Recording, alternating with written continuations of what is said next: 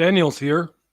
Correctivity for homeostasis and thereby sovereignty and autonomy for European peoples, genus and species, specifically by means of unionization of our DNA nations and coalitions thereof.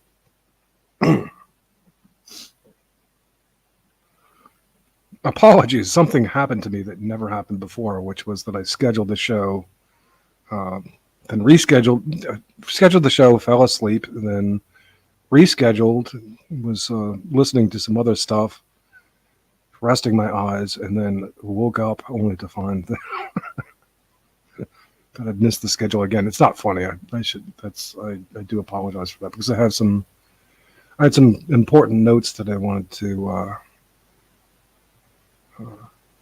comment on before tomorrow's scheduled show with Snorkel and Mirth.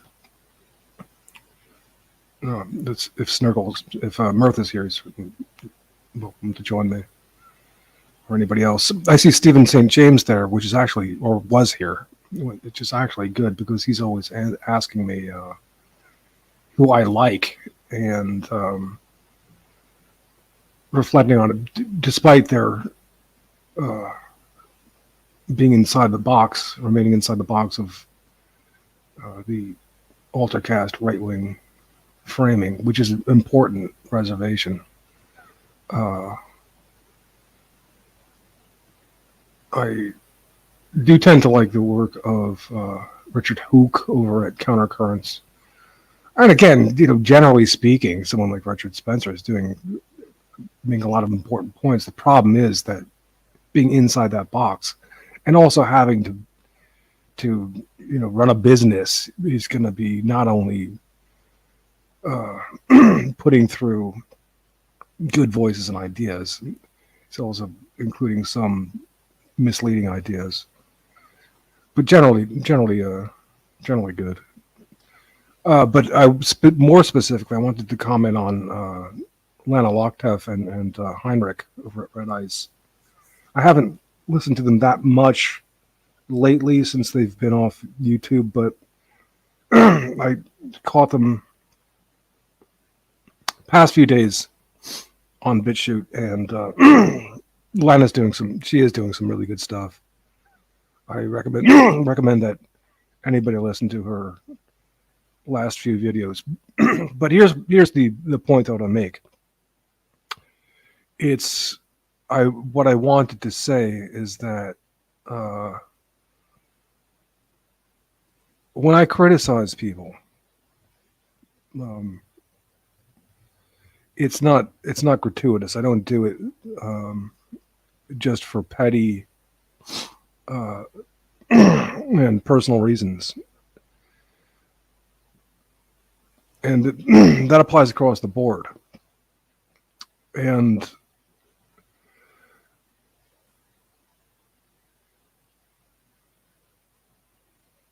that isn't really appreciated enough by the folks on the right that I'm criticizing, and why it's incumbent upon them and others. I'm hoping that Nathan Purr and Mirth and others will help me to gain some understanding so that for example, Red Ice will be encouraged to give us a chance to promote the DNA Nations project. It would be of their interest entirely, the way they're talking.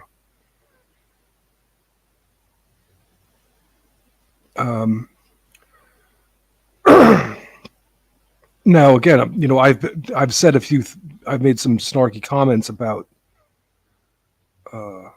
Lana, and they're not. Well, actually, snarky is probably the wrong word because that means kind of just petty. And I've been critical of Red Eyes generally, and Lana specifically. I'm quite sensitive about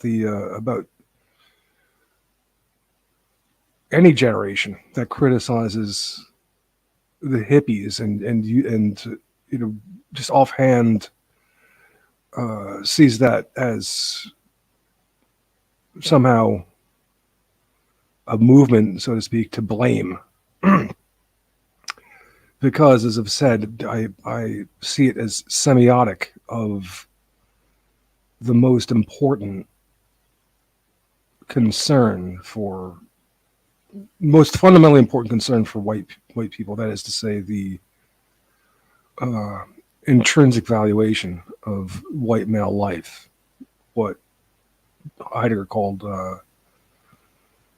Dasein and Mitdasein, being, our fundamental being, not understood, not articulated, and covered up with ideas that this was all about free love or drugs necessarily, or civil rights and feminism, the 60s per se. And it's not even about the look or the music. These are just indirect expressions of the motive for being. And the idea that 56,000 American boys were sent to die for this were drafted, had no choice. And then to be told,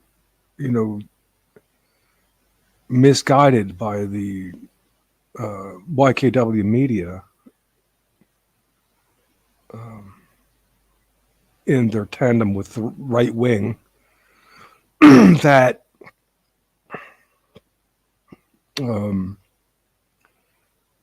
this was not an organic motive.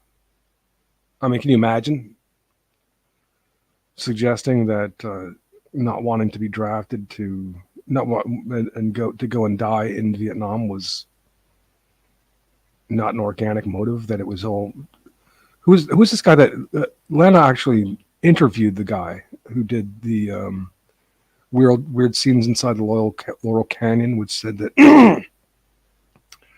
that the hippie movement was all a construction of the CIA, to turn people off to the anti-war movement. Absolutely ridiculous hypothesis. And that how's it go?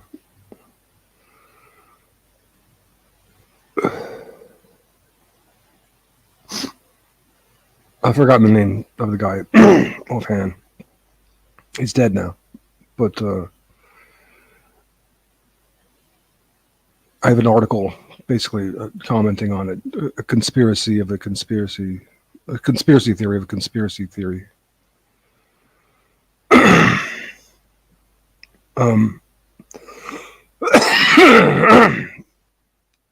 But it really annoys me when these right wing girls, especially, go along with this idea that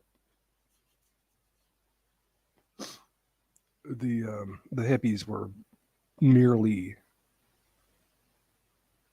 malingerers and not living up to what men should do. Now, I'm not saying that they're above criticism. They were inarticulate of their cause and just normal white people otherwise.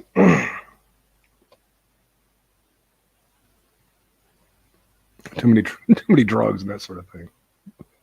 But again, that was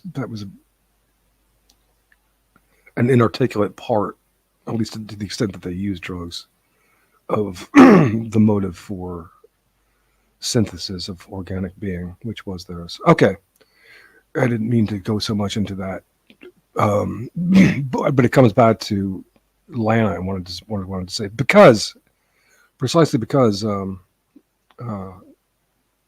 I've been critical of her in a few instances, and I think that her show is the things that she's been doing lately have been very good.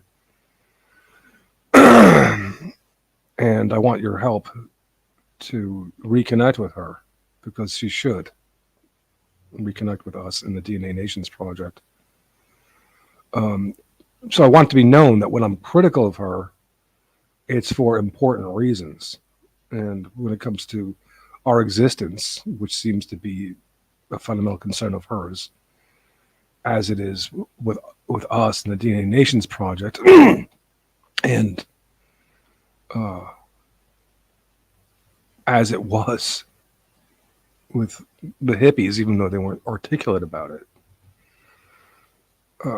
So that's why I was, I got rather pointed with her in one posting at Majority Rights, I admit. But, people, part of the reason why I've been blackballed by the right wing is with the idea that I'm too sensitive about things. Well, not really. They are the ones who are too sensitive.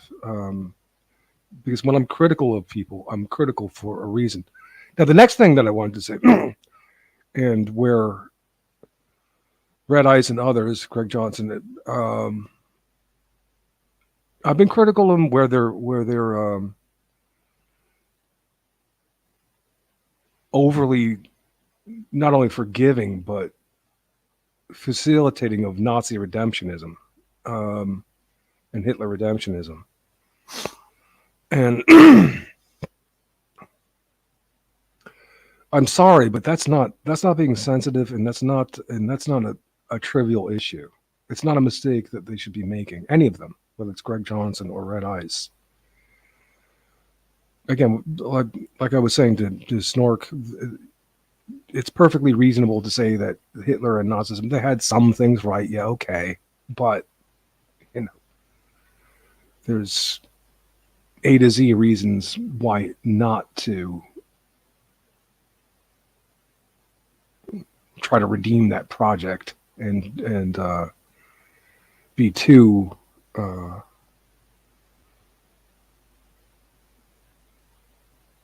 prone to try to justify things and deny things. Now, why I mentioned this in the context of Lana and what I wanted to point out is one of the things that really triggered me, as we say.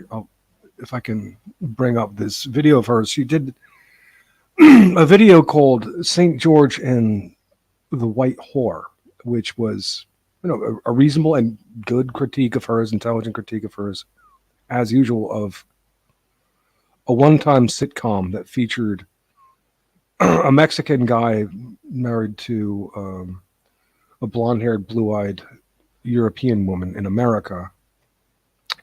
And and it was just full of really, disgusting insults to the white woman by the Mexican guy's mother, I think, mostly. And she was commenting on this. And by the end of the video, she talks about how, Mexican immigration and the comments or the arguments that are made for it and the Reconquista are unjustified, fine and good. But then for some reason, she tucks in at the last minute, and I'll play it, out of nowhere, this thing about how she was saying that the Mexicans are just trying to retake what land was theirs. And then she goes into this thing that, well, Hitler was just trying to retake lands in Poland that were unfairly taken by the Russians. And it's like this convoluted argument that has no historical bearing and no logical relevance. And clearly pandering to Nazi redemptionists and the absurdity of it, and the counterproductiveness of it really, really pissed me off. And so I commented on that. And that's the kind of thing that I will comment on. And I'm not wrong. She would stand corrected in that instance. I'm not, and and that's really all. I want to make it clear that when I'm criticizing these people, it's for good reason. And so when Stephen St. James asked me who I like, well, I generally like them and I want to like them, but I can't let this kind of thing fly. Let me see if I can find the point of the, this is tucked into the last minute out of nowhere in the video of Lena Lochthoff, St. James and the White Whore.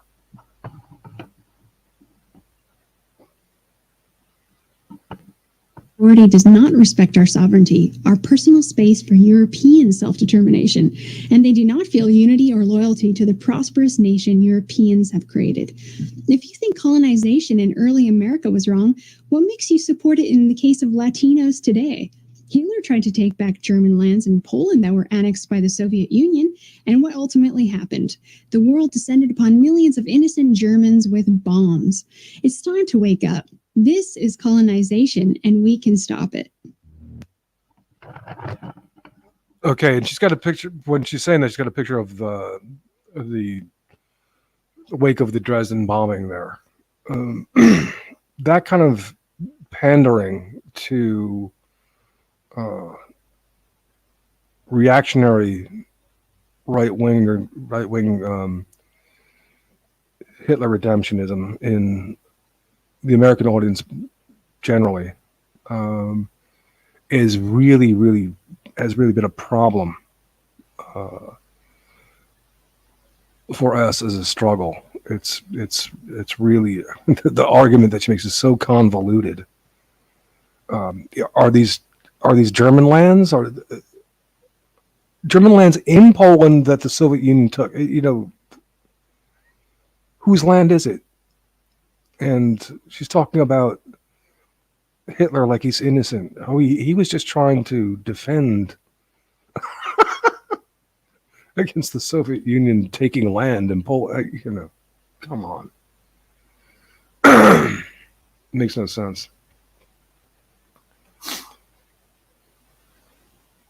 And then generally they'll have the same problem with any kind of station that's sort of running a show. They not only have some good ideas passing through, they'll have some bad ones,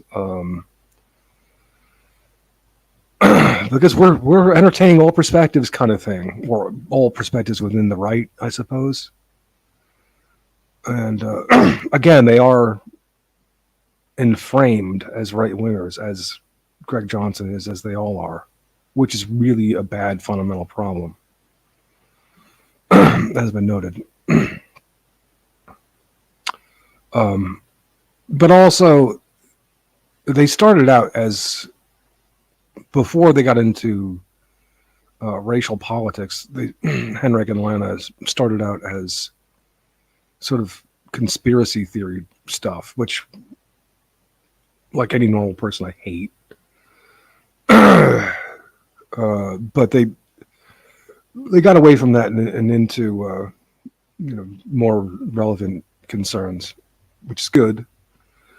But they got, because they're of a later generation and not of a perspective that allows them to see these general problems of the decades of white advocacy through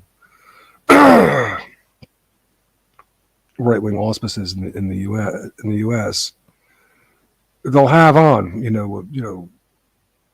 a Carolyn Yeager, whereas and they'll have on various Nazi redemptionists, like what's his name, Goodrich, with his slowly scrolling that in The Greatest Story Never Told, that Poles killed 56,000 German civilians, which was, To say that's a vast overstatement and a great lie is a big lie is a tremendous understatement. But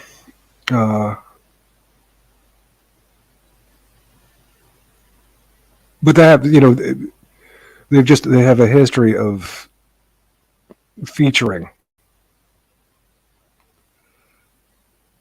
Nazi redemptionists, so I'll be critical of them. And it's really unfortunate. The same criticism can be made of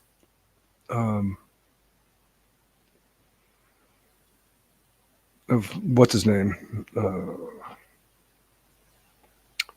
Warren Balog and Emily Yukis, that when they're paying attention to other matters, they're covering the news of our concern news quite well and with good detail. But when they go into, but they're saddled with this stuff, and they try to saddle us with it unnecessarily, and it's a problem. And I'm not going to not be critical of them for that, because it's important. And stupid people like OV and Tom White will try to say that that I'm the one in remiss. No, I'm not the one in remiss. And Tom White, you're talking about someone who tried to suggest that I'm jealous of Richard Spencer, and tells me that he would send Richard Spencer money. I mean, that's how behind the curve he is at this point. And I'm going to take criticism of him for being too sensitive about and I'm supposed to stand corrected about the truth about Hitler. Sorry, son, no.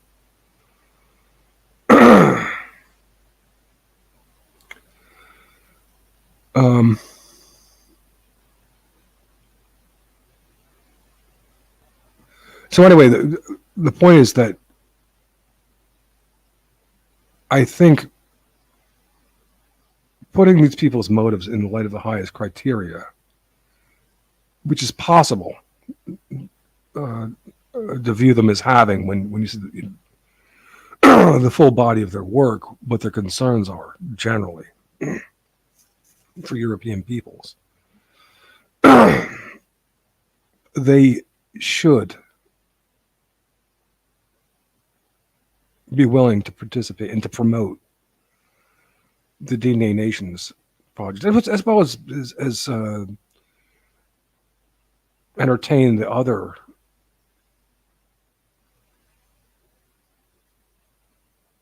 discussions of mine that I have about postmodernity as it's supposed to apply for the interests of European peoples.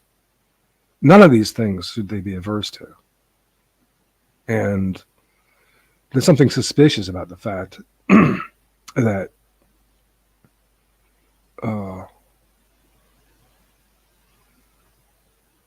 there's not more receptiveness to what I'm saying. The same can be said of Dr. McDonald. Now he will respond. He responded to my email not long ago. Wasn't quite ready to post the DNA Nations project, but did say if I got it off the ground, he might be willing to support it, which is a bit lukewarm, but at least that. And again, he should be willing to run the post, frankly. And he said that he's not a good organizer. Well, I don't know.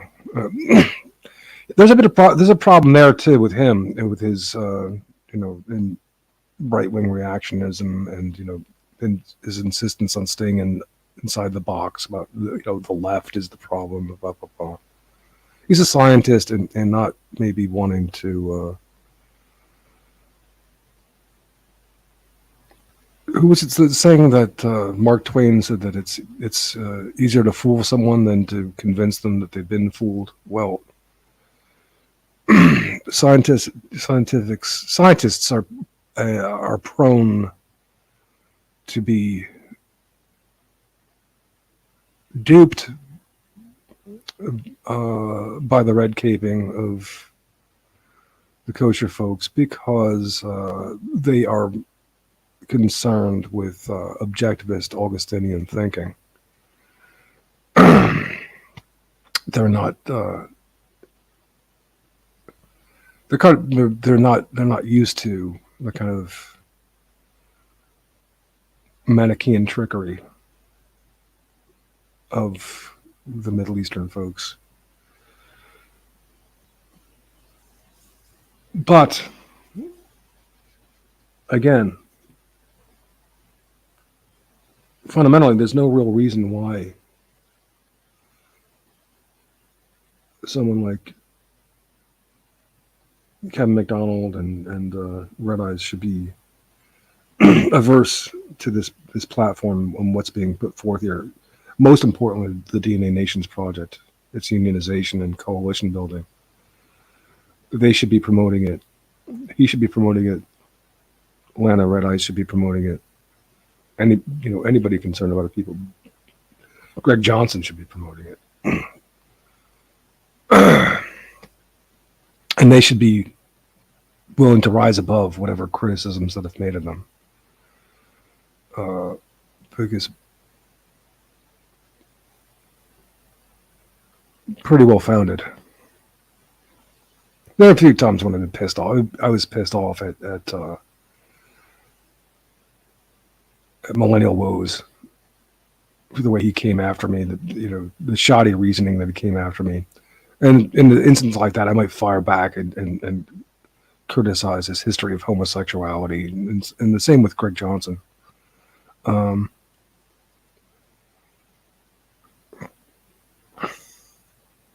But in Millennial Woes cases, because it was a matter of just say that I don't even care. I don't even want to be on his show. If he's going to be such an irresponsible fool. Now, we should apologize to Germany. Just, come on, guy. This false currency that's being circulated in through American white nationalism, just it doesn't wash here. Because it isn't true. It isn't in our interests. It's bad misdirection. Okay, then. Let's move on to the next topic. But just to cap that off, I need your help. Those guys who have, perhaps a better temperament, are not so sensitive as me, maybe have a delivery that's more appealing than mine, can somehow persuade some of these people who've got a bigger, more popular platform going to begin to entertain and facilitate some of the important ideas that are going on here. I'm saying that Mirth can help, that Purr can help, that Snorkel can help, that others will help. Encourage these bigger names in the right wing to see the importance of what's going on here and to help. I wanted to come back to the issue of abortion. And maybe that's maybe that flies in the face of what I'm trying to do, because I'm told, or Keith Preston was saying, probably true, that it's one of the biggest unifying factors on the right, that is to say, pro-life. And I hope that my stance doesn't dampen the enthusiasm and participation of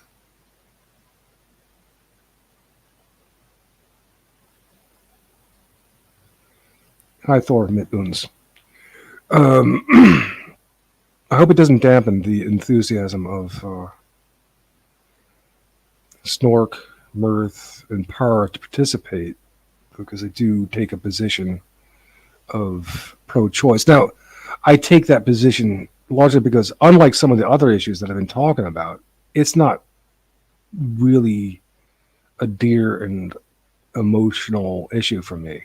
I'm not going to fight to the end about this issue. Uh, I just don't care that much. However, I have thought about it, and that's why I am pro-choice. To begin with the position, for the same reason that I'm pro-death penalty. That is to say, you can't value life so much as to make it unlivable, and an overwhelming burden to the people alive. It's really important to emphasize that pro-choice means you are protecting the choice of those who find abortion unconscionable, would never do it, think it's horrible, think it's murder, killing, what have you. Not forcing people to have abortions. You're maintaining choice for the reality of it, of the circumstances. Hi, Thornton mit uns. I don't know, I'm not recognizing exactly who you are, but welcome. If you want to talk in a few, you're welcome, but I just want to finish up a few thoughts about this. Now, what prompted me to come back to the issue, and I don't want to belabor this again. It's not a really important issue to me. I heard Greg Johnson say, "Oh, I can see the argument that if you abort a fetus that's come about by rape, that you're punishing the wrong person." I find this an egregious argument. I really do. I mean, if there's one, they say it's an extreme, rare case, but whatever. It is. It has happened, and there's one place where there's no ambiguity for me. If I had a daughter and she were raped, and there was a pregnancy that resulted of that rape, don't you dare try to tell me that I can't abort that thing.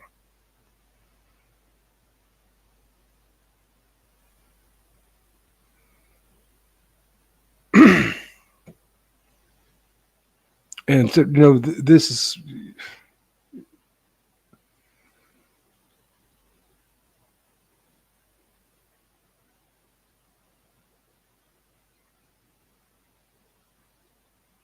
this is why, this is like, you have the kernel of why I maintain a pro-choice position there. But of course, there's also birth defects and the practicality of the fact that non-Europeans are what is the article over there, Countercurrents by Jim Goad,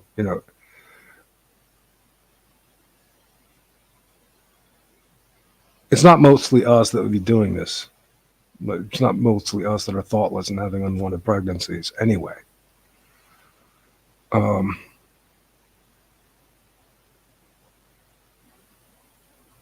Many of the women who do have abortions already have children they can't handle anymore. And it does, when you're talking about the small fetus, okay, it's it's a life form. It's a human life form, nascent.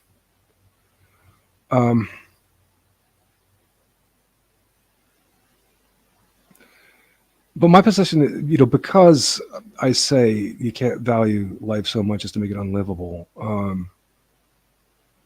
I'm willing to go then some. That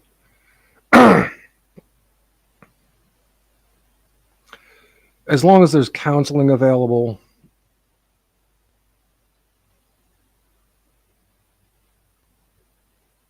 and resources available for people to discuss the possibility that they might not have to do it,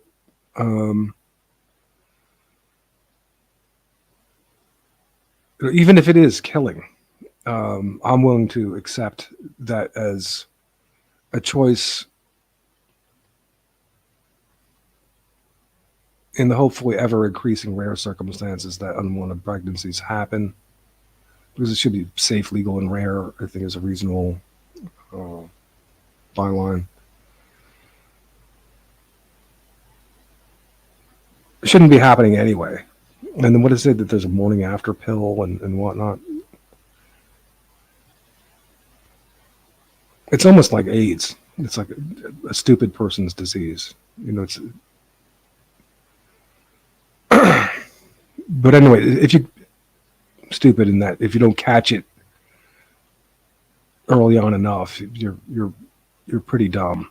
And if you do catch it early enough and want to have an abortion, well, there's a reasonable argument to be made that you're not exactly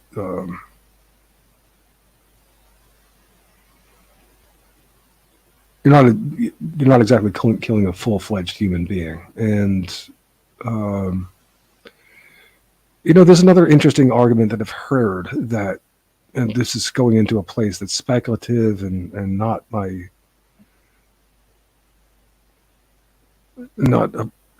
realm where I like to think a lot about, because it is speculative. The only empirical evidence that I have is the witness of the dead body of relatives. When you look at the dead body of a relative, my mother when she passed, my father when it doesn't look like them. And so it would appear that the animating spirit is gone. Okay, it's speculative, but it seems that way. Okay. So you might apply that to the embryo, the fetus that is aborted, that the animating spirit goes back up into the ether or wherever. And perhaps it's waiting for the next embryo to inhabit. So you're just killing the flesh, but you're not killing the spirit. Of course I don't know if that's true, that's speculative, but it's a way of thinking about it. And maybe a way of thinking about it that will put to ease some women who have undergone this trauma. Again, pro-choice means that you're not forcing them. You're certainly allow for people who are pro-life, people who would never have an abortion. I think it's unconscionable. Now, it gets a bit tricky in that I contradict myself ostensibly. Now, I'm not your logic head right winger who is, who's going to go crazy because of an apparent contradiction. I'm down here in the primordial ambiguous stew, right? So I generally make the argument. I make this argument against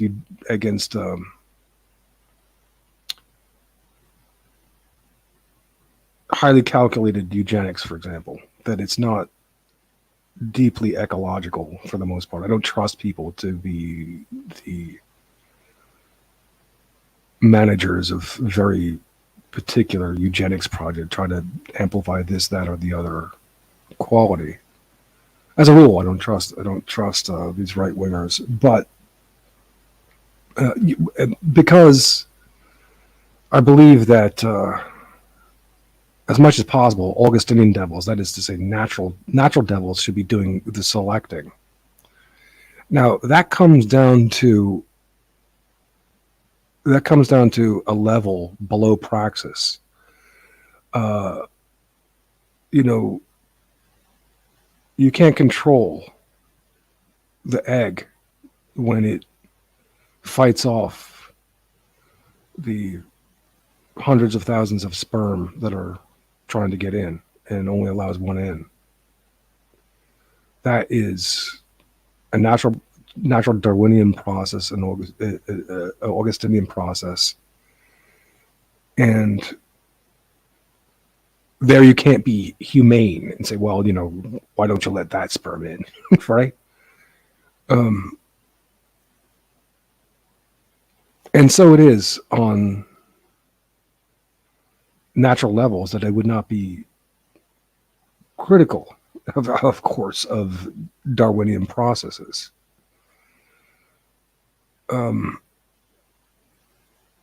What I'm saying is that on a certain level, we allow nature to decide who of us is good enough. But you come to a level more of praxis, more of a social level, and then it is our nature to try within reason to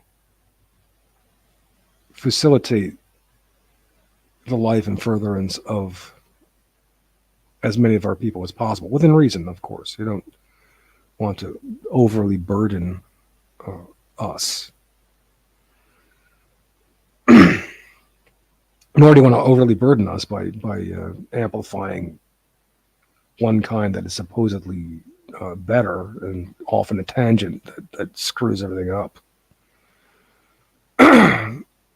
But here's the point that I'm getting to with all this talk about how it shouldn't be or some sort of harebrained calculations, eugenic calculations that decide who lives. I'm a bit contradicting myself in the pro-life stance there, because I'm not saying just let nature decide. Don't abort the baby because nature should decide, right? I'm willing to stand that again, this sort of contradiction doesn't throw me as it would a right winger, because I'm not trying to function on the basis of sheer modernist logic. You could say, they'll joke about it, but this is sort of postmodern logic. I suppose it is a postmodern logic, but they wouldn't understand it in the positive sense. Anyway,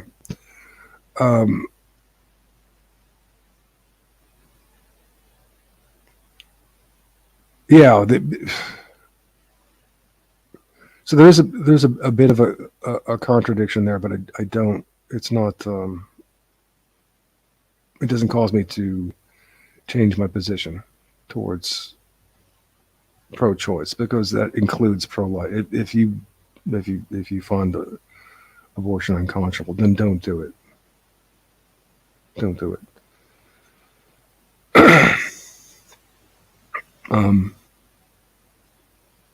There was one more point that I wanted to make about that, and then leave on. Right, it temporarily flew out of mind.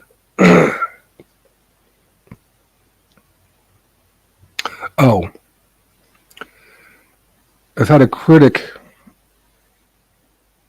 over at Twitter, lady from Quebec, Zedez. I think she said she's half French and half Irish. She's from Quebec, and she moves around right-wing circles. She's been a monitor for Semiagog, and she's the one who's criticizing me for posting pictures on Twitter of scantily clothed, if clothed at all, pretty women Um, again, and I'm not immune to that criticism. I kind of understand it, but I didn't start out for a general audience. It was mainly appealing to young guys. But anyway, um, I noticed, for some reason her comments come through on my Twitter stream. I don't know why, because she doesn't follow me. And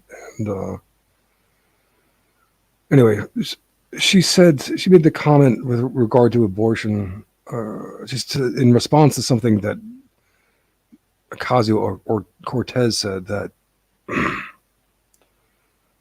if the womb isn't for life, what is the womb for, but if not for life? I think maybe Cortez said, our wombs are ours, and they're not a baby factor or something like that. Anyway, but what I wanted to say is that there, even on the Augustinian level, the womb is not necessarily strictly and only for life. I mean, the womb, as in all parts of the female anatomy down there, will spontaneously abort a life form that is not experienced as viable. There you have it. It gets even more subtle on a chemical level. I know it's alkaline or acidic. The lining will become, if under stress, because this will tend to kill potential male babies because they don't have as good a chance of survival. In a stressful circumstance, in other words, women will have more female babies. Now you're getting into a kind of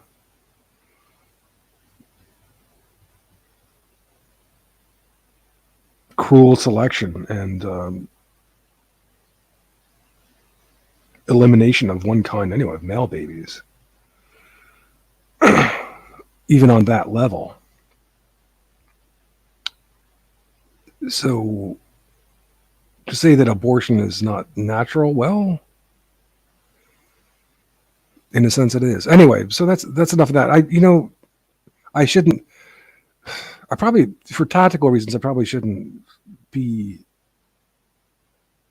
elaborate on this issue, precisely because I just don't care that much. I could live in a situation where abortion was legal. I could live in a situation where abortion was illegal, because I believe that anybody should be careful enough about who they're having sex with, that they don't even need a condom, that unwanted pregnancies are generally not going to happen because you know the person that you're having sex with. For goodness sake, can you imagine?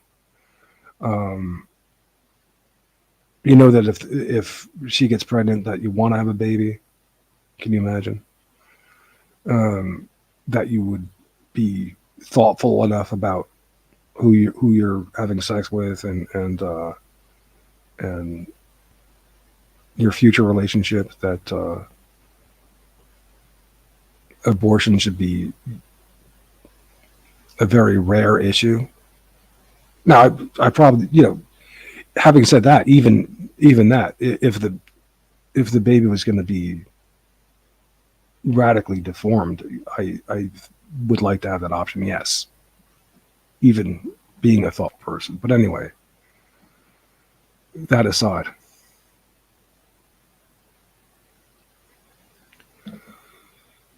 Okay. Now, we have scheduled for tomorrow Mirth Baron and Snorkel Blog. I've scheduled it for 11 o'clock Central European time, which is 10 o'clock England when Mirth is, and it should be about 6 o'clock in the evening or so when Snorkel is. He said that he might be not exactly on that time, maybe 7 o'clock his time or something, an hour later. But we should get to talk to him. Now, Per has been saying that he will talk to us. He would like to do that firstly offline. He's a bit shy. Hopefully that will happen next week.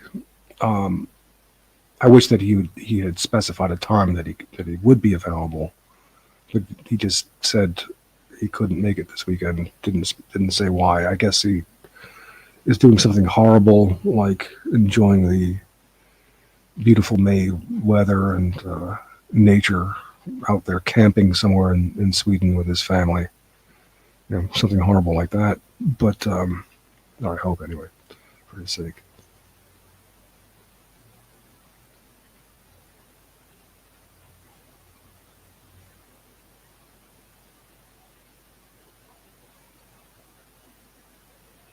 Oh, OV is here. Let me block the user. I don't know what OV's problem is. This guy just started attacking me from the get-go because I don't love Hitler. And the idiot was saying, "Oh, what? Don't you want to talk to Goodrich? This guy is promoting outright, total." Humongous historical inaccuracies, things that he should have that he could have picked up and found inaccurate with even a cursory glance. Almost killed 56,000 German civilians. This was, and he's scrolling this down the screen in slow motion in the greatest story hold. This is the kind of thing, and, sorry, Ove.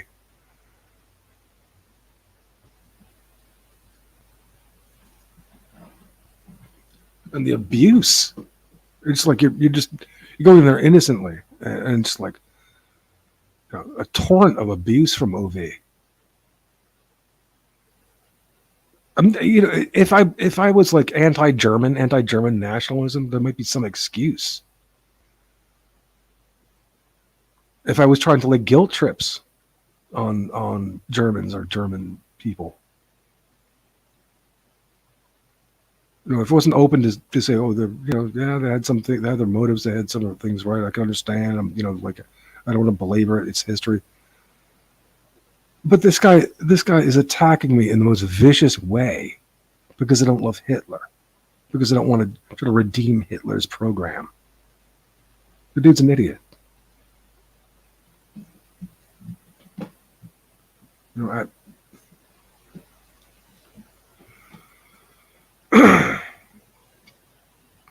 Okay, so I'll put the link in.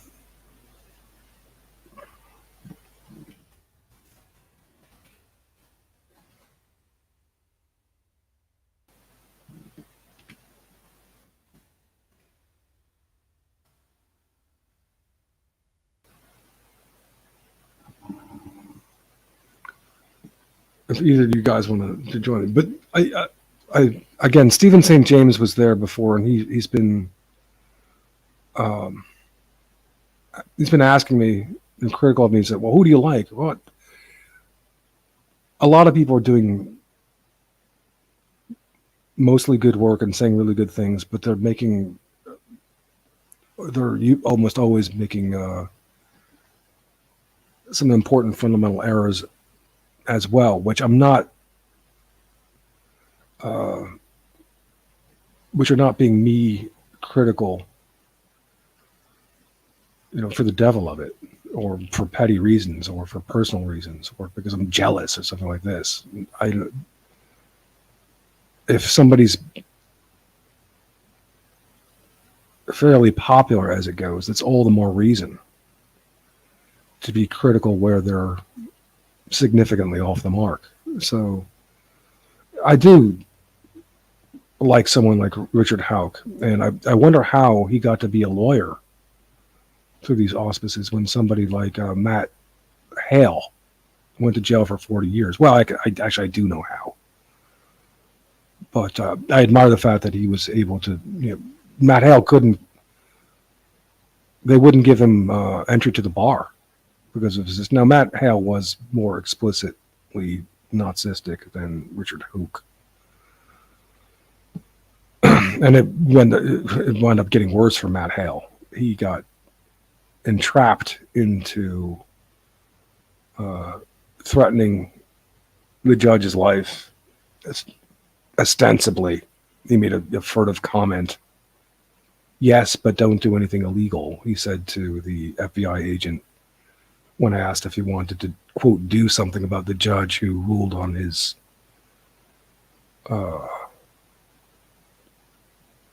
case in which he was sued for copyright infringement about the logo that he used for,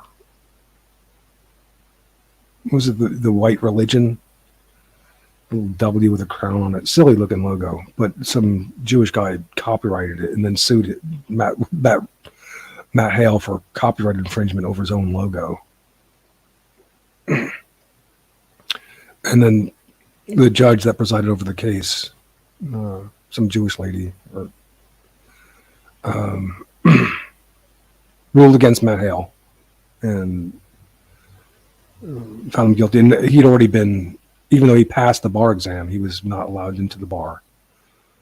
And then Matt Hale, who was, a Nazi, redemptionist, would have been wrong about that, but it's still tragic what happened to the poor guy.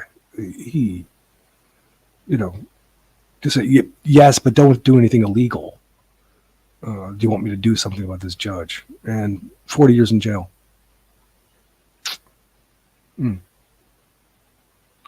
So I admire. So I'm just saying that I admire Richard Houck for becoming a lawyer. We certainly need lawyers who have our interests at heart, and he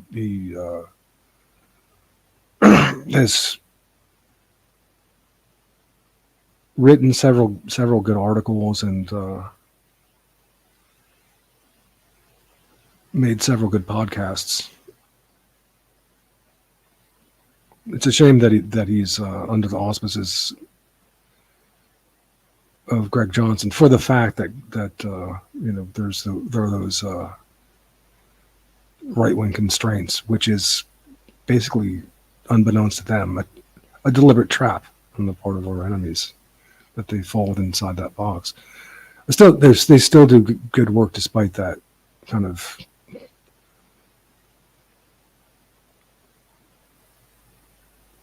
I want to use the R word. RETARDATION.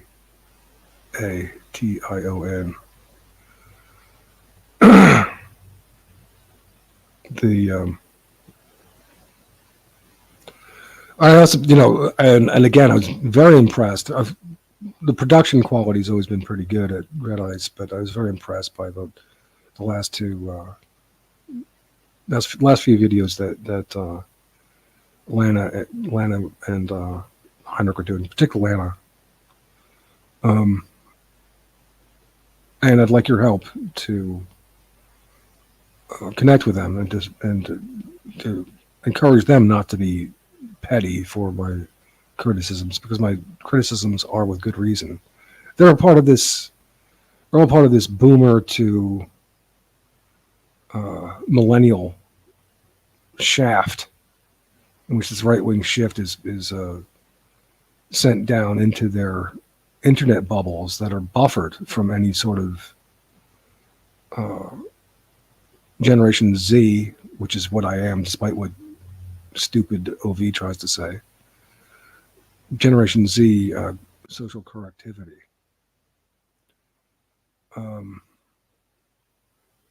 That they should not be sensitive. And they should facilitate this. They're talking recently to Professor McDonald. I'll have you on in just a second, Mirth. Good to see you there. And he made a really good account of the history of the kosher folks and how IQ, unlike what Luke Ford would try to argue, for example, that IQ does not explain their hegemony. It would have to be a large degree of networking and nepotism, and that makes sense in accordance with my experience. And McDonald did a great job of articulating that, and Heinrich was an excellent host of this discussion, interlocutor for KM. But then KM went into this discussion of, you know, how he hopes that Russia wins the war, and how good Putin is because, you know, he removed the kosher folks from political power, as if that's good enough, and as if you know, Putin has a really good excuse for invading Ukraine in this way. He doesn't. I can understand Putin taking over these two eastern regions, Donbass and what's its name, the other one. But this is screwed up. Now, I see that Mariupol, they wanted to get rid of the neo-Nazis, and the Azovs apparently are neo-Nazis, and they probably have been doing terrible things. That's an issue. And they didn't just want to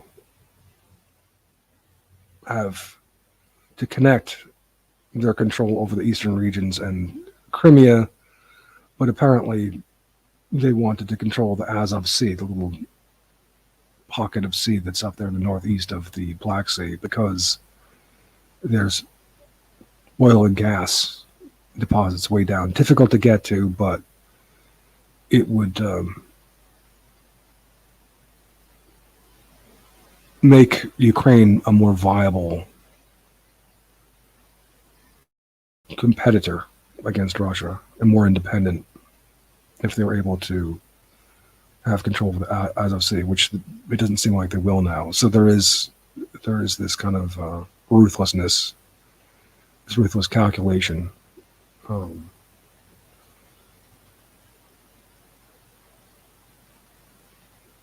That's not good for Ukraine, of course, but you know, I said that it might be a bit too offhand in ceding, being willing to cede these eastern regions to Russia, and even more so Mariupol. And now I see that it is a bit offhand. There is a concern there, but even so,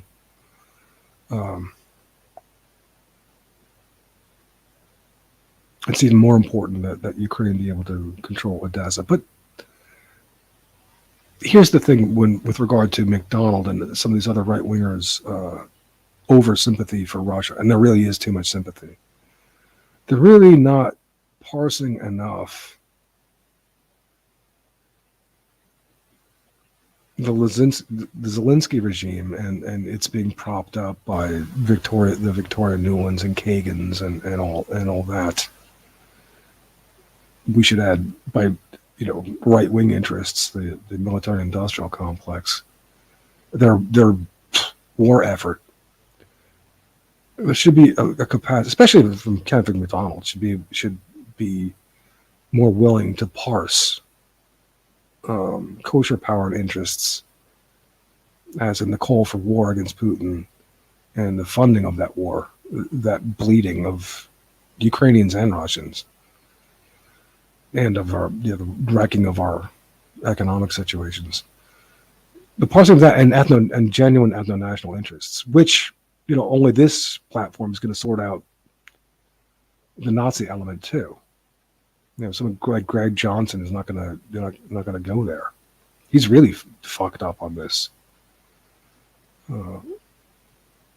not willing to see how in remiss that the Azov battalion is.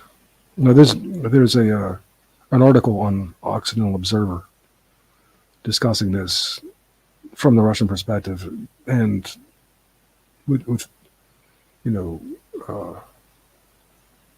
it's believable that the Azov battalion is fucked up as well. But again, that's the reason. That's the reason for this platform. You got to sort out this reactionary right wing shit, along with the kosher question. That neither of these things serve our ethno-national interests, or at least in the case of the Azov, not well, because they're over the top. They're utterly, well, to say that they're tactless is a vast understatement. They're stupid as OV, you know. Yeah, let's kill. Okay.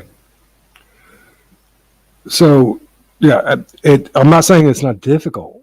I mean, this is the rubric that we're under to sort out genuine national interests. But people are putting the Ukrainian flags on their avatars, and that is an expression of the Ukrainian ethno nation. This is a good thing that we should facilitate. And yeah, it's gonna. McDonald is right when he says that Ukraine integrated with the European Union is going to be prone to all this catastrophe over the West. That's why I'm even willing to concede that I've been even willing to concede, well, let Ukraine have a puppet government like Lukashenko for a while. It's better than Kiev turning into the suburbs of Paris.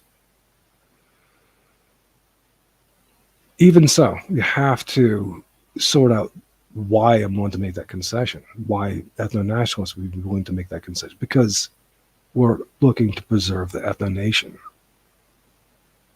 And we're distinguishing that from kosher power and influence, and also from a right-wing despot like Putin, who poisons his adversaries, for goodness sake, kills them. He's a murderer. And he tried with the opponent of what's his name, the president who was supposedly freely elected in 2014, and McDonald makes that argument like everybody does, like all the right wingers do. Well, Putin poisoned this guy's opponent in 2004. Poisoned him. And they're saying this guy is, someone who's come about through free democratic process. Who was it? Was it Mearsheimer or Timothy Snyder or one of those guys? Oh no, it was Cohen. Stephen Cohen was saying that America has belied its mandate to be the defenders of democracy when they got behind the Maidan Revolution with Victoria Nuland. Well, not exactly, because that wasn't really the paragon of. This guy wasn't the paragon of democratic election either. And you had Putin in there with his cohorts, who's his campaign advisor, arranging for billions of dollars to supposedly join European Union, when in fact he was called off at the last moment, of course, by Putin, and told, no, you're not going to do that. You're going to stay under Russian control.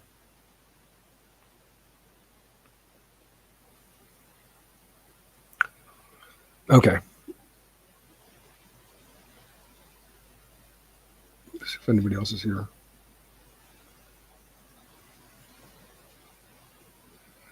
too many people are pro-Putin because he's anti-West. Yeah, and because they're completely disillusioned with America. I understand the disillusionment with America, but they don't appreciate the fact that Putin is screwed up and the Orthodox Church is screwed up.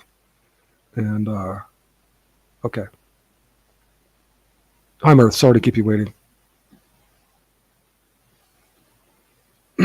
How you doing? Hello there. All right. I hear this something happened to me before, and it's terrible because it's going to make people perceive me in this program as unreliable. I scheduled a show off last minute because as you know, we're scheduled to talk tomorrow, but I just thought that I wanted to say a few things tonight by myself. And I scheduled a show. I fell asleep. I scheduled a show. I started listening to this Christian guy, Tim. Was it Praise of Folly? Tim. What's his last name? Bald guy. He was talking to Keith Preston. They're talking about abortion. I fell asleep. I rescheduled the show, closed my eyes to rest and listen to this. I fell asleep again. It's embarrassing. Imagine falling asleep to your own program. No, it wasn't. It was not to my own program, to their program, but in remiss of what I'm supposed to do for my own program. Yeah, That's fine. I have to be careful. So I like cat naps, but sometimes those cat naps can extend into proper sleep, so that's not good for me. well, that's what I don't know if it's not good for me, but that's exactly what happened. It's not good for the image of the show, perhaps. A few people came here I was glad. I was glad that Stephen St. James came here because he's been a critic in the sense of asking who I like, and I exactly wanted to address that issue. That I'm not critical of people for small reasons and for the devil of it. It's important that Lana not be promoting Hitler redemptionism. This is really a big liability to insert unnecessarily in a platform.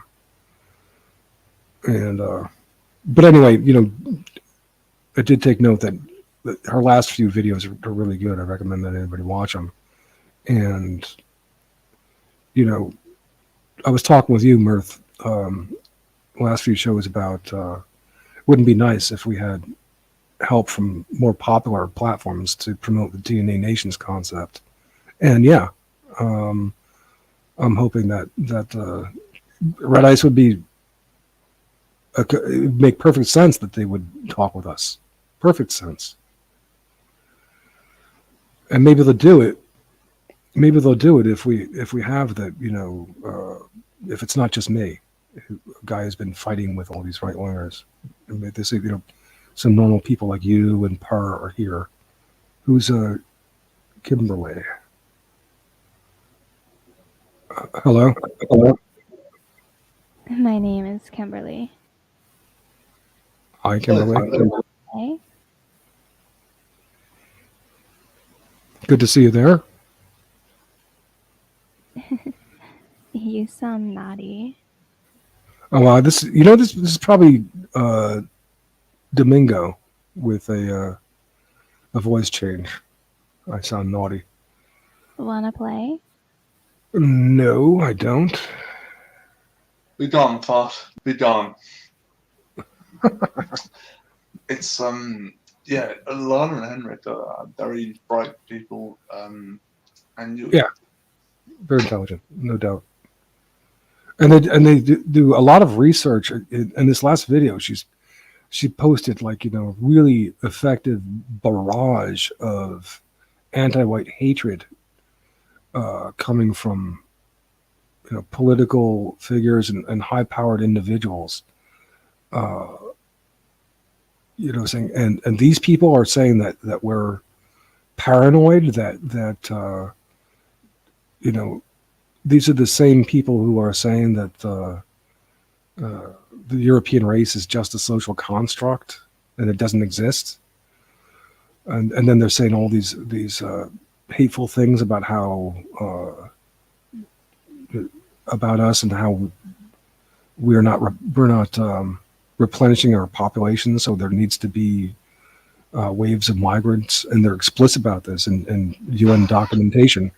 So, like, on the one hand, we don't exist. On the other hand, we have to. The European race is not replicating itself. You have to boost Right. it. It's the regime. Honestly, Daniel, this is where we're at. The regime does not, if you excuse my French, does not give a shit anymore. It's just pro anti-white, pro non-white, to be crude. It's true. so awful. It's so awful. It's unbelievable. But here's the thing: you take even these like these scholars of great institutions like Timothy Snyder from Yale, which is Yeah, I know. that's where most presidents go. They go to Yale, Clinton, Yeah. and Yeah. Bush, right? And he's arguing against Putin, rightfully so. That Putin's argument is that the Ukrainians don't exist as a distinct people, that this is fake. And he goes further to say that is the general argument that that imperialists make when they are looking to genocide a people. Well, they didn't exist anyway, right? This was Hitler's argument, that these are all fake countries. These are not, the Czech isn't real. That everything in between him and Russia, these are not real nations, or not a distinct people. This is what you say before you're going to genocide a people, and yet Timothy Snyder is making the same argument about European people, and they are making the same argument about European people, that we don't really exist as a distinct people, that we're diverse, that we've been diverse, and not appreciating the fact that he's making the same argument for our elimination. Now, how do we not exist and yet we need to be diverse? Like won't we diverse if you don't exist? Won't we diverse? We just live in this in an insane asylum, and like you're one of you and I like the prison guards or the prisoners who are broken loose, and we're like chatting to the prison guards like, do you know this doesn't make sense? Do you know your job is absurd? What the fuck is this, Daniel? Where are we? It just, my mind has been cryonically frozen and glitch because I existed in the times before the internet, and so I could not process this absurdity. It's not new. It just, like you say, it's just they're more flagrant about it now. They don't like you say, they don't give a shit. They're just like, it's amazing. On the one hand, I'm glad. On the other hand, it concerns me. The fact that the regime has been so blatant. I'm not. This may be quite bad for us. I don't know. And it's also concerning that it's always been concerning that how many people don't care of our kind. But again, we can't pay attention to the people, so much attention to people who don't care and the things that we can't do. We've got to begin with those who are interested in helping out. We only need about 10 or 12%. If you can all that, seriously, it's 10 or 12%. That's all we really need. Ultimately, well, this is getting maybe too radical. We only need 14,000 people is enough to stave off inbreeding. But I mean, that's getting a bit too modest in our aspirations, I think. That's like survival, but in part, political change is about 10 or 12%. Again, for me, it's not this thing of genocide of our people and replacement. It's never been the biggest motivating factor. What I can't stand is, the loss of our alternative range of functional autonomy within our space, the choices that we have, and the qualities of our people and of our women, being destroyed, and the fact that we can't control our borders and boundaries. This is what bothers me. We have enough people, quantitatively. It's the qualitative losses that bother me. Mm. And again, we're not going to outbreed the third world. So the issue is controlling our borders and boundaries, and the boundaries, even more important than the borders, can be facilitated by the concept of unionization. That's how we can control the crucial matter of citizenship, what is tantamount to citizenship, and Yes. who's a member and who's entitled to the full of our social leverage, which is our power and also our reward. Because I was chatting to a bloke online. He was on the he was replying to a comment on the traditional Britain group on YouTube. If you've heard of them. Anyway, this bloke was saying, like, we just need to restore the aristocracy, and he said he was partly of Norman descent, and that the common people aren't from the aristocratic class.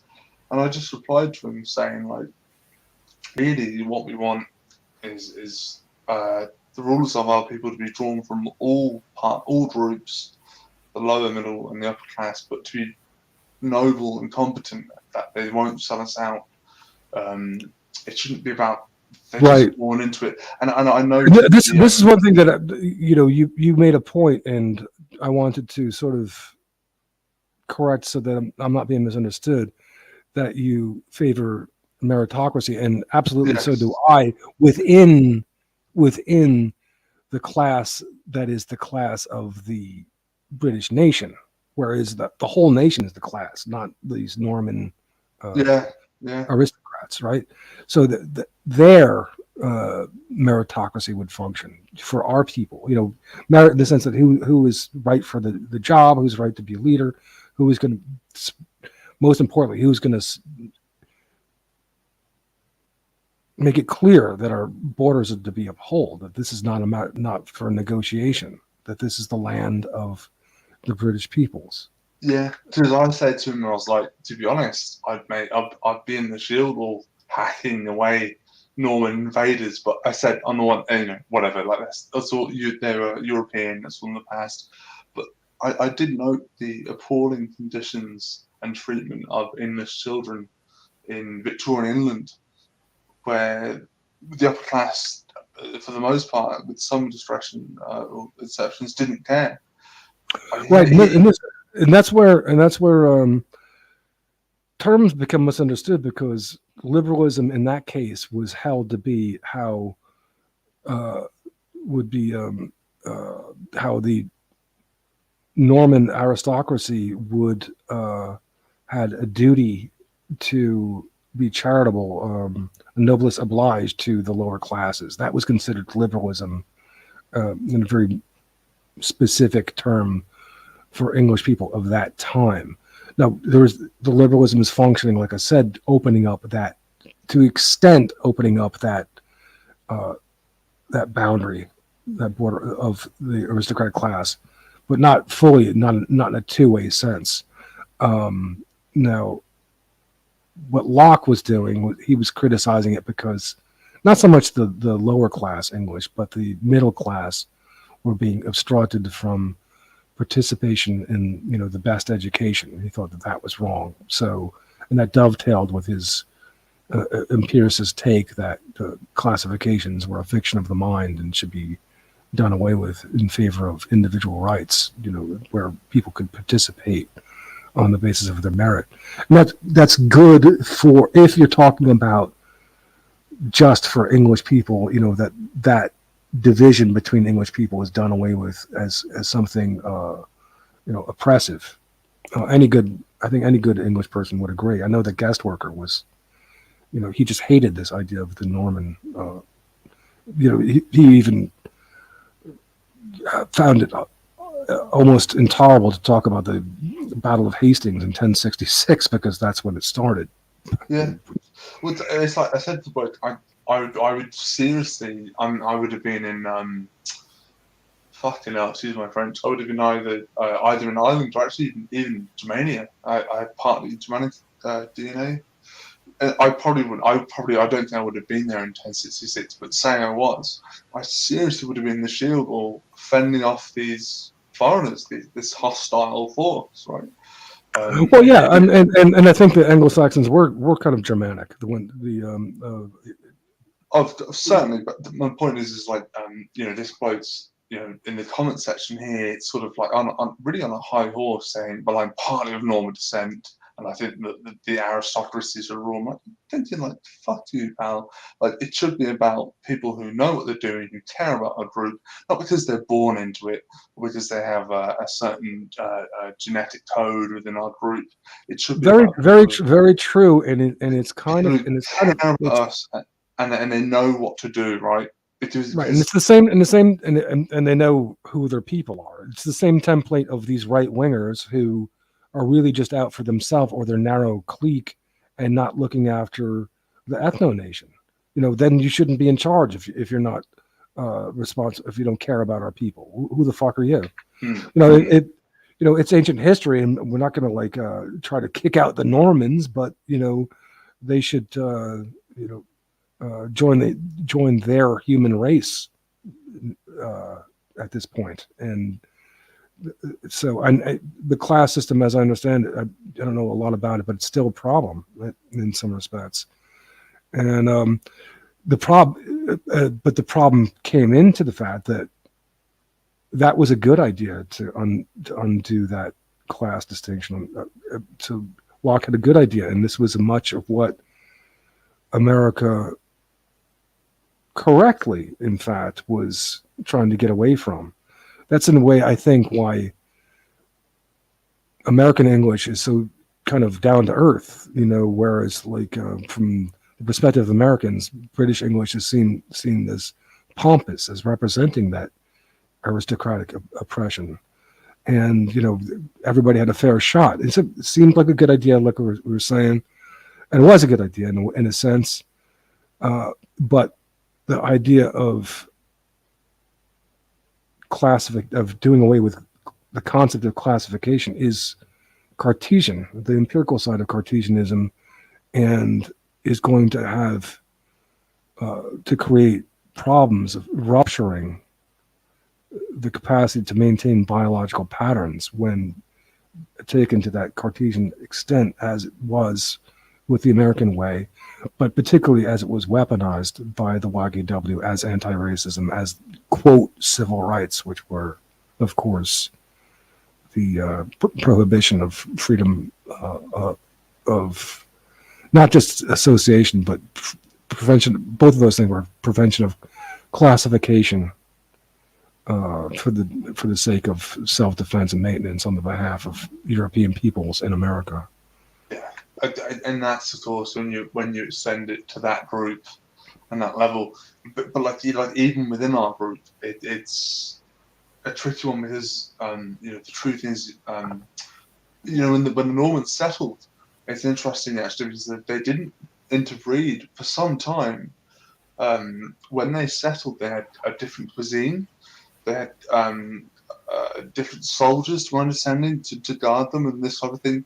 Wow. They viewed the natives as a kind of a lesser people, not dogs, not quite to be trusted. It wasn't until some time that they interbred. It's a funny old thing. But this distinction still lingers to a certain extent, doesn't it? And the culture of snobbery does too.